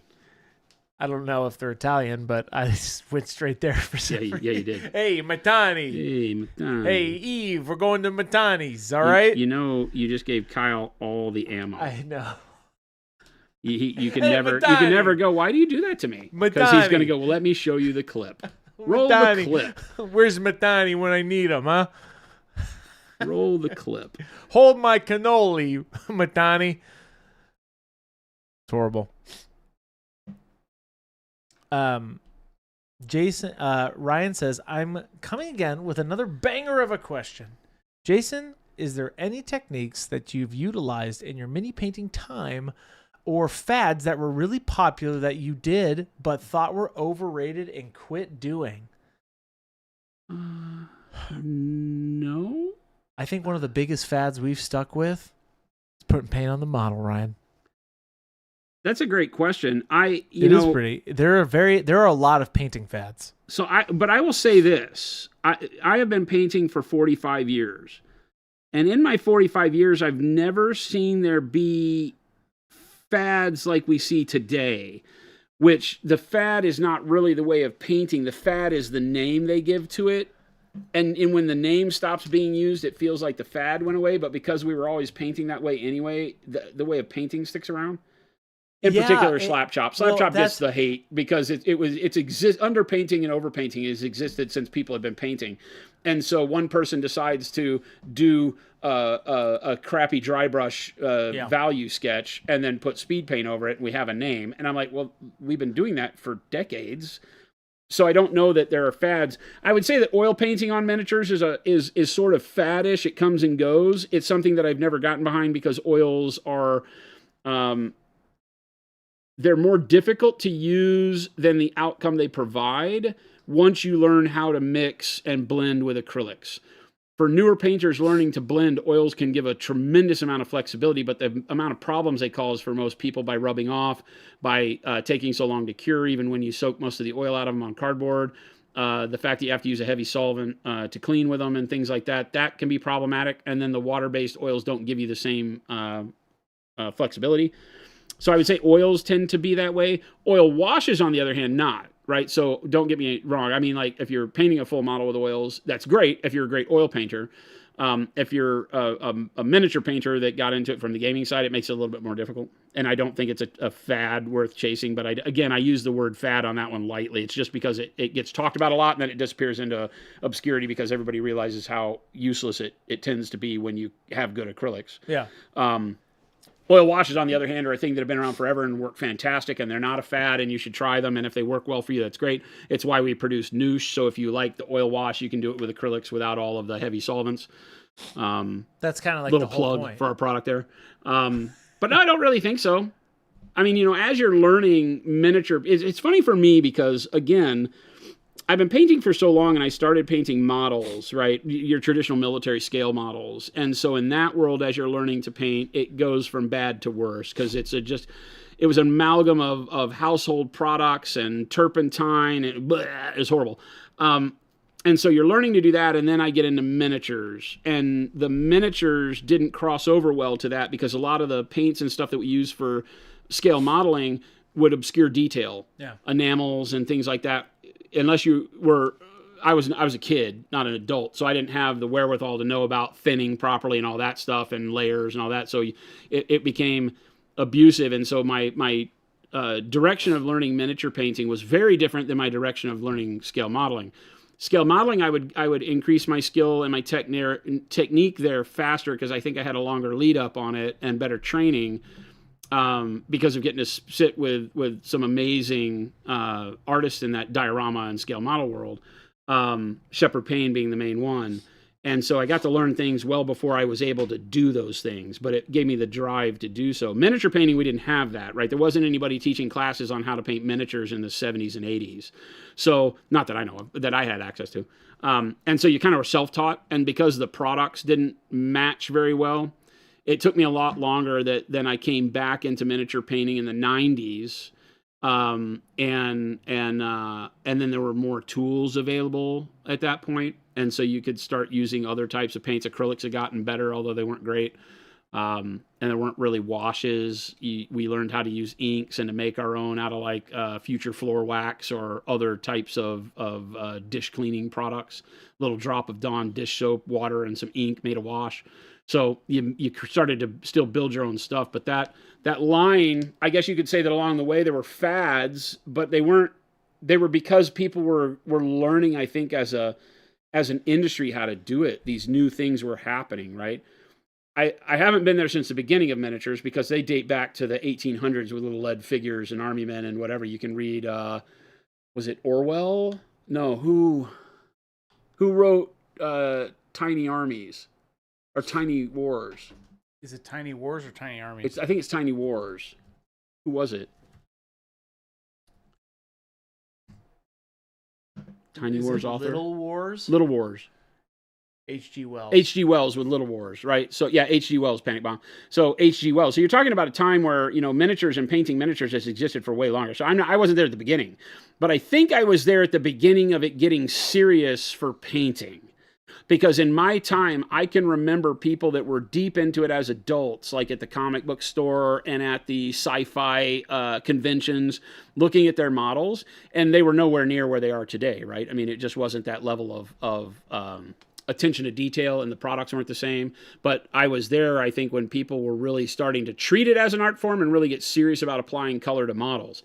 And so as I've grown with that, I've seen there be a lot of things that I don't think it's fair to call them fads. I think there's been a lot of steps along the way where people have tried things that have caught on for a little while, but then something better came along that was just as simple and made it to where, like enamels and enamel washes went away. Now they're coming back. You can do some special effects with enamels. But again, you can do all of that with acrylic, so I just don't see it being anything more than a fad now. But back in the day, it was all you had. There weren't washes and special effects, so you were doing it with enamels and lacquer thinner and stuff like that. And it just didn't look good. So then when you found a product that looked better, right, like inks and Dawn dish soap and water to do your shading as opposed to enamels to do your shading, and it was easier, less toxic, all that, then all of a sudden you're like, oh, we replace it here. So I don't think it's a fad, but there are things that I used to do with enamels and stuff that I wouldn't do anymore. I think it was a very long-winded way of talking about that, but it's a very interesting question because it poses a lot of thought for me because I've been there watching the world of painting miniatures grow and evolve in all these ways where the products we use were not all available. And I'm not saying that every product that could be conceived of is available now. I'd be stupid to say so. We're inventing new things. Our competitors invent new things. Other people bring new things to the market. So there's some invention and creativity going on in the product space still. But look at the volume of cool products we have for painting models and miniatures now. There's so many. Now I think we're more prone to fads. Yeah, it's because it tends to go that way because people are always trying to think of something to catch your eye. But there's not as much need to learn something new. There's more need to pretend to invent something new for clicks and views and all of that. There's some clickbait. Which I think is where fads come from. It's like the fashion world, right? Everybody has clothes, so fads and fashion come from me trying to impose some new style on clothing, but everybody could just wear the same old clothes. Yeah. Not saying that's bad, but that's where fashion fads come from, is they come from some new person saying, oh, we need jean shorts, and so jean shorts become the fad. When we had shorts, you didn't need it. And now I think that fads tend to pop up when you already have a good body of product, and now it's people getting creative with how to use that body of product and maybe new in different ways or repetitive or just slapping their own name on it or whatever it is. Yeah. Everyone in their new markers. What a horrible... Markers have been around for decades. There's one thing that frustrates me, and this is not a call out on any of our competitors or people doing this, but acrylic paint markers and enamel paint markers and all that stuff have been around for literal ever. Yeah, right? They've been around for I mean that's they've never been any better. Somebody put them on a model, and there I you did go. see something where somebody was using one of the gold paint markers, and it wasn't one of maybe it was one of the paint companies out there that make them, but they were using a gold paint marker to do all the trim on a Hell Drake, the Chaos Flyer, the 40K Chaos Flyer. Yeah. That's a great use for that, right? It still can't do it right because it can't paint the inside edges of it without just completely messing up the model. So you still have to do everything you would have to do to paint that model correct with the paint pen, and the paint pen is not as good a product coming out of the pen. So I think you would be better off using a brush and paint. But if you're doing it quick, it's like Rob Bear from Spiky Bits a bunch of years ago used the Sharpie metallic markers, and they do the same thing, right? As a pen, they're alcohol based, I think. So they may, they're indelible, but they still are meant to go on a substrate that soaks them up. So when you put it on a hard surface, they tend to wipe off over time. Yeah. So that's the same with the paint pens. They just can't have as good a resin as a real paint can because it would immediately dry. Sure, they are jorts. Noted. Jean shorts are back in style, sir. Sugar Russ, you just dated yourself saying that Daisy Duke was the reason we needed jean shorts. Jason, you should do a fad debunk. Would you be interested in something like that where you did all the fads? No. No, because I don't want to make it seem like they don't have value. I feel like a lot of that is trying to point out. No, it's like old man yells at clouds, and I'm not trying to do that. Well, not that. It's where like, okay, where does it work? Where does it doesn't? Like, where? That's what I'm saying. Where does this work? No, like that. No, again, as a manufacturer, it comes off as being a negative sell of your own product if you're putting down other products. If we were to find something that I'm like, this is why we don't make this. We talk about it here on stream, but to do it in a way that was really marketed as such is just not who we are. Yeah. I don't begrudge anybody making whatever products they want. They could do the same to us, and then it gets all dirty and nasty. I don't like that. I don't like that way of marketing. No, that makes total sense. I will sit here and tell you that certain if you want paint pens, go buy them on AliExpress because you'll get them you get the exact same thing and you'll get it 90% cheaper. Nidling said, so if Monument makes Pro Acrylic crayons, can we eat? I would make crayons. I think pastels would be cool. You did that one pastel example, and I'm like, I want to go get that immediately. Well, that was a while ago. Chalk pastels we've thought about for a long time, but I really think that the weathering powders are going to be the better way to go. Yeah. So that's why we made those instead. T. Schmidt says weathering pencils. They can work okay. Weathering pencils? Yeah, they can work okay. They are a lot of effort for very little return in our world. I think in scale modeling, they work a lot better. Graphite pencils, same way. I don't find myself using graphite pencils on miniatures very often, except for like tanks, which is where you use them in scale modeling too. But no reason not to.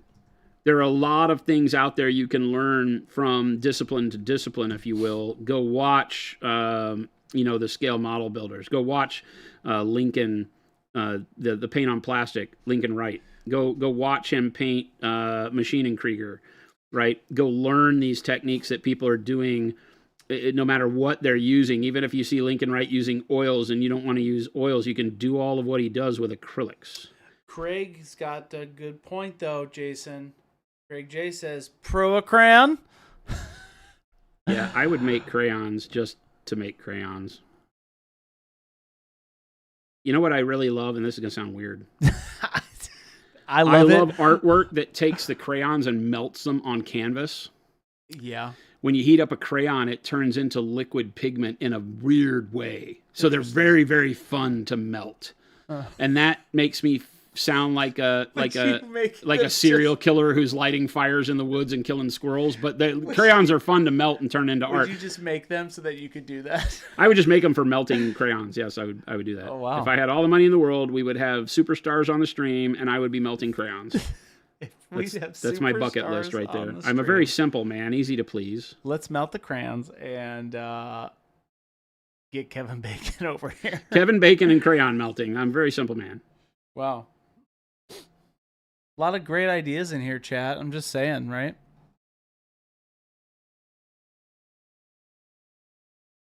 Jason's announcements this year are going to be pretty wild on April 1st. Today we're just going to melt crayons outside. That's it. So Mike sent us the big Doom laser. He did. We could use the Doom laser to melt crayons. I think you just. We should do a show where we I use the think- Doom laser to melt all of our paint bottles and see what happens to different colors as we burn them with the fury of a nuclear reactor. to melt the paint. See what happens. Just melt them. I think that'd be great. How do we do that without? Yeah, we could do that. I think it'd be great. There's a guy here in Arizona that does that. You've seen him, chat. I know you have. The guy with the big the glass death laser. That's the laser we have. That guy made it for us. That's who Mike got it from. Really? Yeah. I think that's what Mike says is that he got that from the guy who does that. He'll put it together for you. He bought that from that guy. Really? I'm pretty sure.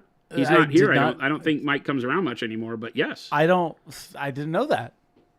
Smelt some crayons. I think he got Let's the real go. deal. It is legit the real deal. It's like a big lenticular television lens that he uses. Wow. I think lenticular is the right word.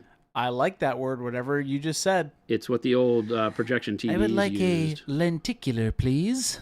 It's the projection TVs used to use it. The screen was a lens for the projector behind it to focus it. Oh, Smog T, thank you so much for that raid. Welcome in, Raiders. We're talking about lenticular. Talking about burning things with large plastic lenses, or I guess. Are they I don't remember glass? what it- Plexiglass? I don't know what it is.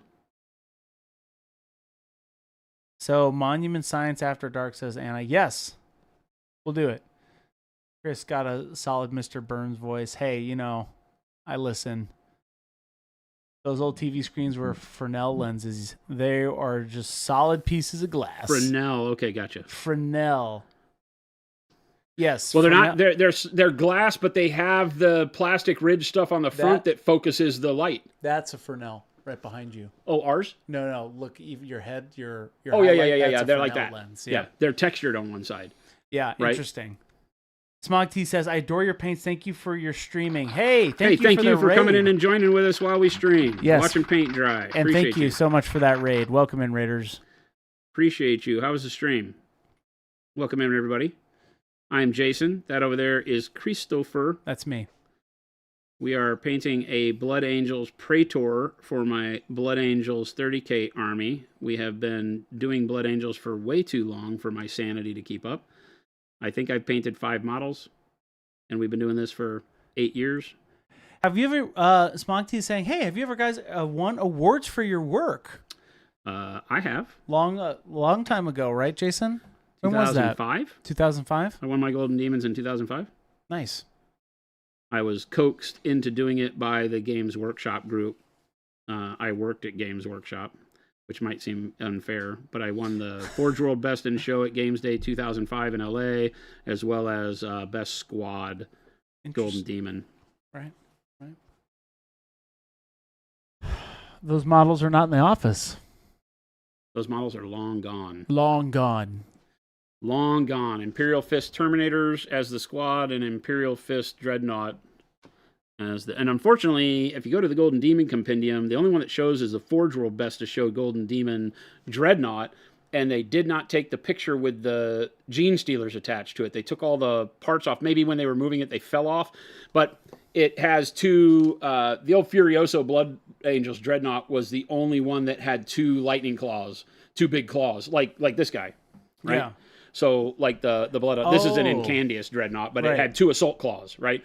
So the old 40K, because there was no 30K back then, the old 40K, the Blood Angels were the only one that had an assault. It was a specific Blood Angels Dreadnought that was a close combat assault Dreadnought with 2 lightning claws or 2 big claws on it, like this guy. Nice. And I took those claws, the Forge World version of those claws, put it on the Imperial Dreadnought body for the Imperial Fists, and then did a big, huge back banner on him. That's all handmade out of plastic card and done. And the one fist, if you go and look at it, the one fist is closed. All the fingers are closed. And it was punching through with guts flying out of a Gene Stealer. There was a Gene Stealer held onto it, and you could see he had punched through the guts. When you look at the model, it doesn't make any sense because the way he's posed looks kind of weird because it's just a closed hand. Without the Gene Stealer on it, because you could see the culmination of his move. Gotcha. And there was another one on the base. Okay, so something happened to it. So it either fell off because it wasn't glued on. You could take it off for transport, and so I think it fell off. So they took the picture, and it's not complete. But there you go. But yeah, I won Forge World Best of Show. Hey, question from No by One. I was trying out the sky blue, and I don't know if my wet palette being too wet or what. It's just too. It just wanted to run. Wet palette, too wet, probably. Excuse me. Anytime you run into any paint, not just ours, if you're having a problem with a wet palette, try it right out of the bottle with just a little bit of wetness on your brush. Not much. Right? And see what you get. That's how I would answer you if you were on our customer service. I would say, hey, check it out. What does it do straight out of the bottle or on a piece of palette paper or something like that? Because that'll show you instantaneously what's going on. The paint is I hate to be the guy that says it, but the paint is rarely, if ever, the problem. Especially coming from us, because our batch control is second to none. It's not that it's impervious. I'm not going to say that. But the chances of the paint being the problem are virtually nil. But overwetting our paint will definitely cause an issue where you'll see like splitting of pigment or turning really watery really quick. So if there's any paint on the top surface of the paper, that will cause that problem.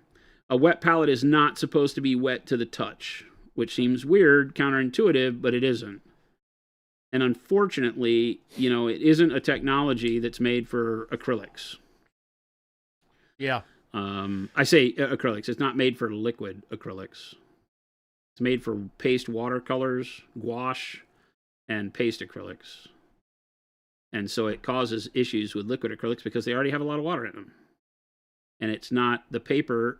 I don't know. There might be a company out there that calls it smart paper, but there's no paper smart enough to know how much water to replace based on what's been evaporated above it. It's supposed to just work, and it doesn't. The Mastersons people are right down the street from us, and we've had long conversations with them in the past on, hey, could we develop something that worked better for liquid acrylic? And they flat out told us no. So.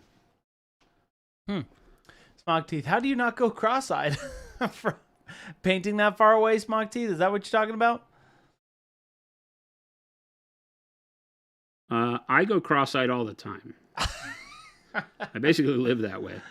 The older I get, the more I have to really concentrate on not going cross-eyed. So yeah, it becomes more and more a struggle with my age. I'm 55 and I've been painting for 40. Well, yeah, I'm 55, about to be 56, and I've been painting since I was 8 years old. So it's more than 45 years, isn't it? And it's 47. I've been saying 45 years for a long time. I've been painting for 45 years for 50 years. Yeah, exactly. I think I need to change, but I don't think about the number. I've just got used to saying 45. SFiz, thanks for the honorable mention on my October. Yes, they were awesome. Man, so many of the I October loved entries were your tremendous. Unit. Yep. It's like a blue-skinned orc that was really great. A lot of color variation stuff. Wing Hunter really had well. a good people one. Stepping outside of their normal comfort zones. I've seen so many people in our Discord and on the stream for so long working through their own techniques and their own styles to add to what they've learned from other people on YouTube and here on the stream. And it is so great, and it really comes alive on things like October. Yeah. Because people just put their all into it. You can tell people enjoy the theme. I'm glad that somebody invented that. It might have been Games Workshop. I don't know. I did, Jason. I coined it. It's me. I don't think so. It's me now. We did it. Did you do Slap Chop too? No, that was Rob. No, I did Chop Slap. I think that was Rob, the Honest Wargamer, wasn't it? I do not know. All I know is Emerson. Hey, no dumb questions. Why does the paint stay liquid in a bottle? No exposure to air? Why does it stay liquid? Yeah. Yeah, I mean, just like any liquid that is got other chemicals in it, right? There's petroleum products in there. It's not just water that evaporates. Like how does a bottle of water stay liquid when water evaporates? But you can have a bottle of water in your fridge forever, right? Whoa. It blew my mind. But yeah, it's just a matter of that you don't allow enough air into it in a sealed bottle for it to evaporate. Now, over a period of years and temperature changes and opening and closing and things like that, you can get it to where a paint increases in viscosity as more of the liquid evaporates out of it. So there is still a chance, even when it's in a bottle, to be affected over time in a negative way. Hey, Wired, happy birthday, by the way. Wired's birthday? Turned 59 today and started painting minis in 78. Fan-freaking-tastic. I remember when I was 59. More time behind the brush than I do, my friend. I'm 55 and only started in 78. So, we started at the same time. Well, wait a minute. Wait a minute. Same amount of years, yeah. Hey, Well, no. Wait a minute. How does math work? Yeah, if we both started in 78, we've been painting for the same amount of time, no matter how old we were. You just were older when you started. That's how that works. I remember that really when blew I my was mind for a 50 second. I'm like, wait a minute, you've been painting longer than I have. I was like, no, you aren't. I started the same year. I remember 78. when I was 59. I was a young chap. 78 was really funny, and I think it even went to where I think the most amazing time that I had as a kid was in 80. Wow, we'd probably have to check with the Citadel history table here. Maybe 82, 81, 82. What are you looking I for? tell this story a lot. My family and I went on a trip to Red River, as we do, Red River, New Mexico. We would go every year, and we went to we go to the mountains and go fishing and camping. And so we would go to Taos, New Mexico, and Taos is a little indigenous village kind of thing. Grew Yeah. up, you know, it's got really cool arts and crafts and jewelry stores and things like that. And we went into this one that was just, you know, trinkets. It was turquoise trinkets and stuff. And there was one round table. I remember it's one of those round display tables that has you know, like a Lazy Susan in the middle of it. So it has one tier in the middle that's a smaller circle. And on half of it were miniatures. Interesting. It made no sense at all. But as a kid, I was like, what? And they had a box of Citadel miniatures. It was the Chaos Warriors.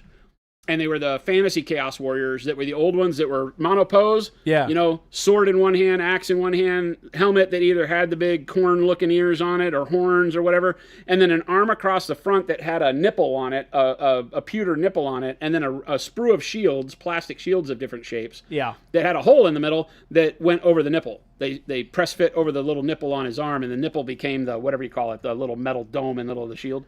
Yeah. Has a name. And I bought those. Or my parents bought it because I cried and you know, was a dick. And, and so they got those for me and got a little testers group of like, you know, 6 testers colors of paints or whatever. And I went back and sat in the trailer and painted miniatures. And that was probably one of the first times that I had ever been introduced into, well, I know that was the first time I ever was introduced to Citadel, right? That was a long time ago. Because before that was only Grenadier and Ral Partha models that you could find that were all based around the D&D stuff or the Ral Partha Battletech stuff. Because Ral Partha were the originators. They had the first Battletech miniatures license. Ralph Partha did. Before there was Iron Wind Metals, it was all Ral Partha. Oh, okay. I'm pretty sure. Accidentally collecting a Soul Blight army. I tripped over the steps leading to my house and fell right into Soul Blight.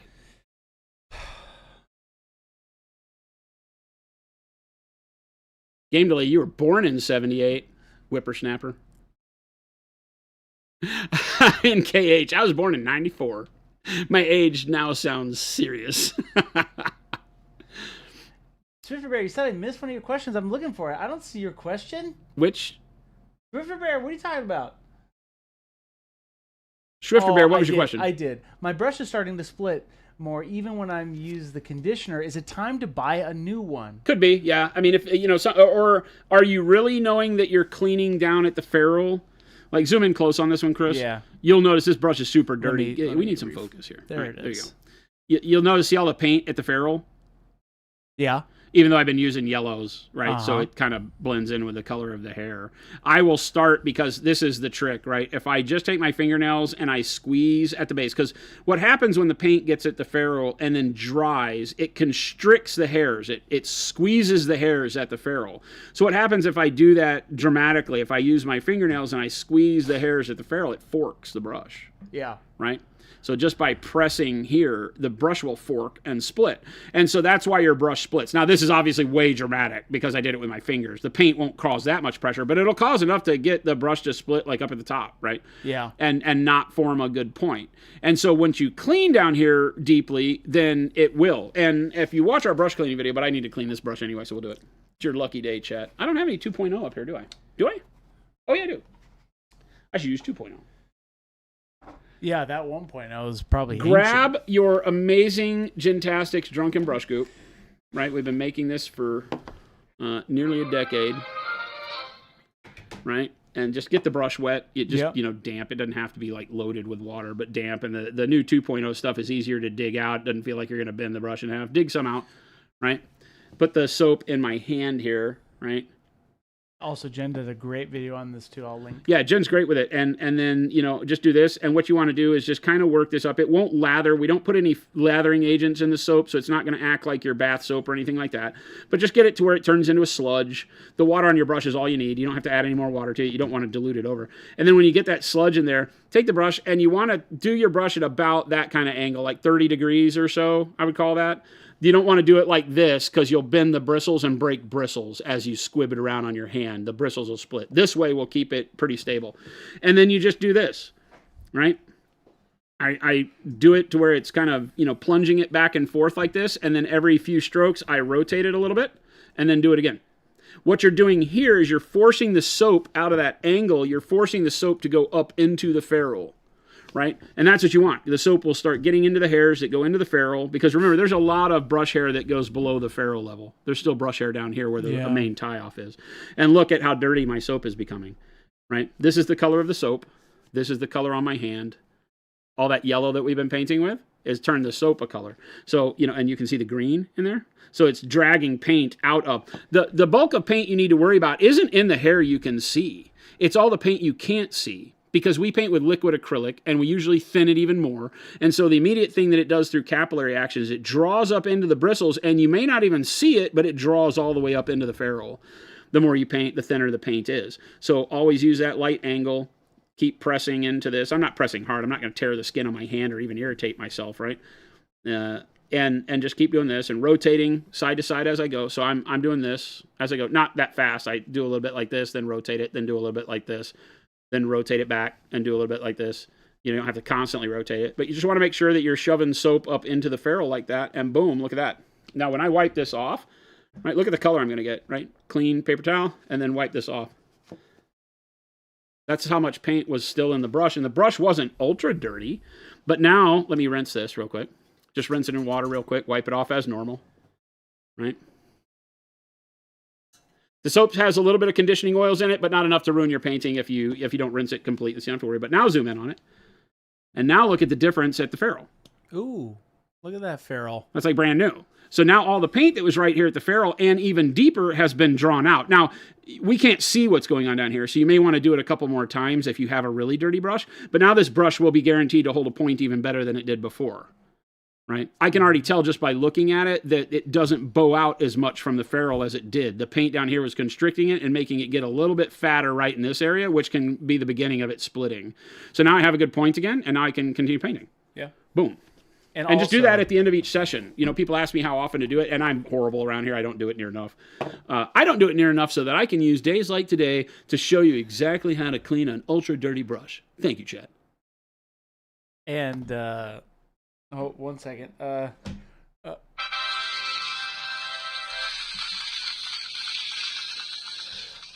I won't do it. Yeah, I don't have a producer that does his job, so I have to clean my own When brushes. you leave this room, every one of those brushes is going to be clean. You know it. It's going to happen. I'm going to clean every single brush for you tonight before I leave. Jason?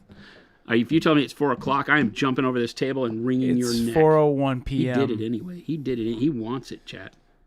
He wants it. Well, that was a good way to end the show, actually. I got to clean the brushes. That was actually a good way to do it. I got to clean every single brush in those cups.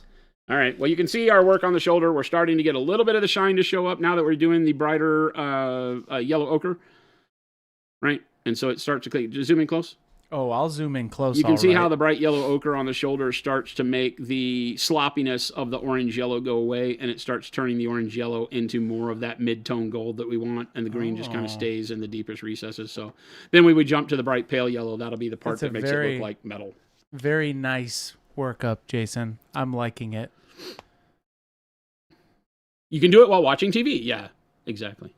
I'll be here for cleaning brushes is very relaxing. It is. Yeah, there is a good thing if you have a bunch that need to be cleaned, like just sitting and doing it while you're listening to a book or something. It's super easy. You're not going to hurt anything by doing it. It's I don't know about relaxing, but it's easy. Anybody know when the foam paint trays will be back in stock? Not for a while, unfortunately. Chinese tariffs have made that absolutely untenable for us currently. So we're waiting until the next big allocation of Evo bags, and then we'll sneak them in on that order. They'd be unaffordable if I ship them by themselves. It's a nightmare right now. Tariffs from China are killing us. I have a weird issue with a synthetic where the hairs are curled near the tip. Is that just a cheap synthetic? Never had it happen before, Chi-Cat. So the synthetics anyway will always do that because they're plastic. You think in terms of, let me see if I can find one that's curled over, that has a little bit of a tip curl to it. Ooh, that one has super glue on it.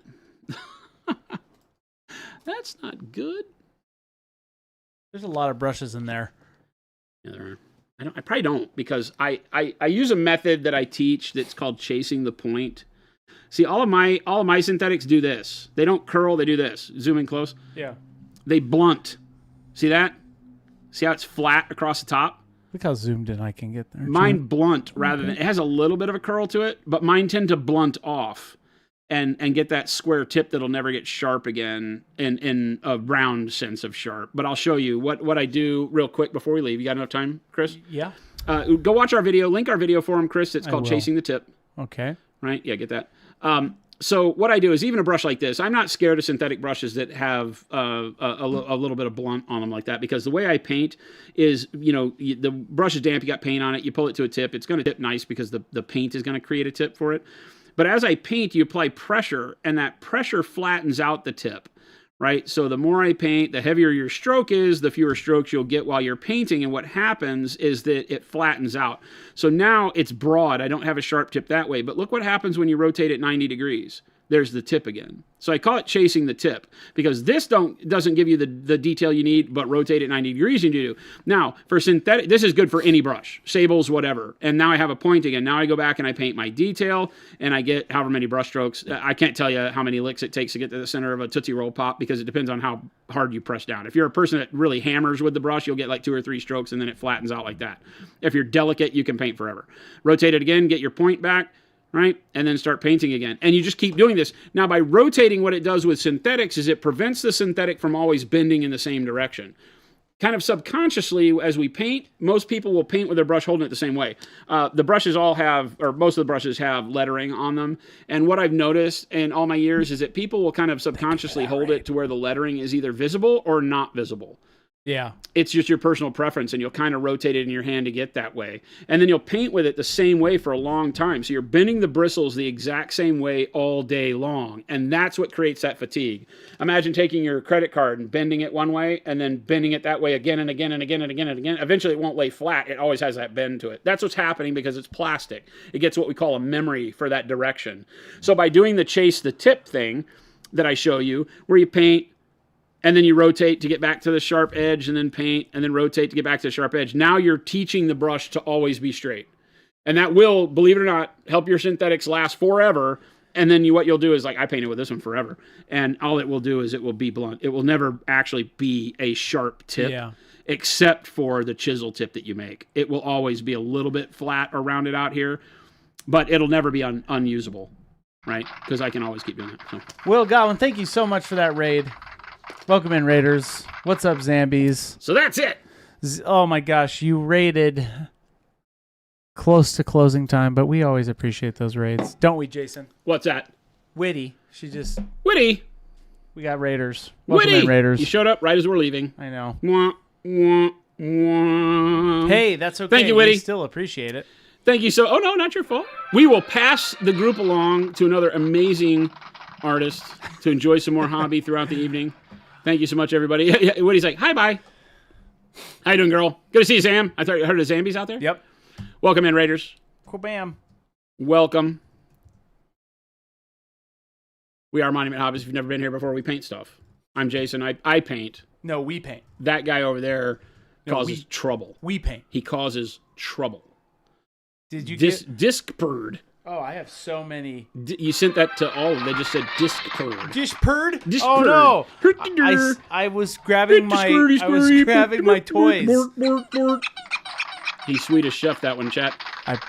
Thanks so much to everybody for hanging out with us. Remember, if you're new here, if you just came in the raid, we hate that you're late and that we're going to let you go, but we do this 5 days a week, Monday through Friday from 2 p.m. to 4 p.m. Monument Standard Time here in Phoenix, Arizona. We'd love to see you back, where we use all of our wonderful products. Well, that was a Freudian slip. all of our wonderful products from Monument Hobbies here, so you can see our Pro Acryl and all of our brushes and stuff. So make sure to check out all the links Chris put in chat there. Check out the store, both here and in the EU, and pick up some of our hobby supplies next time you've got a hankering. I think you'll love Pro Acryl and all the things we do.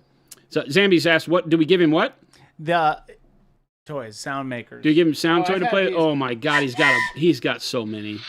I can't stop it, Zam. I can't stop it, Zam. Remember, Zambies, remember when I invited you to come work for me? See what I'm left with when you denied me? See? I'm employed. I do have a button that fires Chris. It's called the edit button. It's this. Chris, you're fired. I also have a fart button. And a therapist.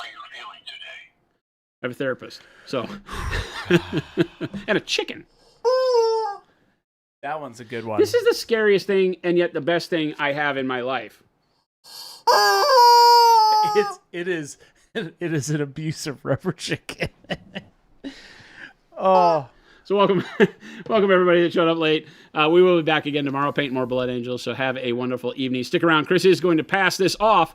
Hopefully some more amazing hobby stuff for your Wednesday evening. Enjoy it as we go off, and I will catch you back here tomorrow. Adios, gang.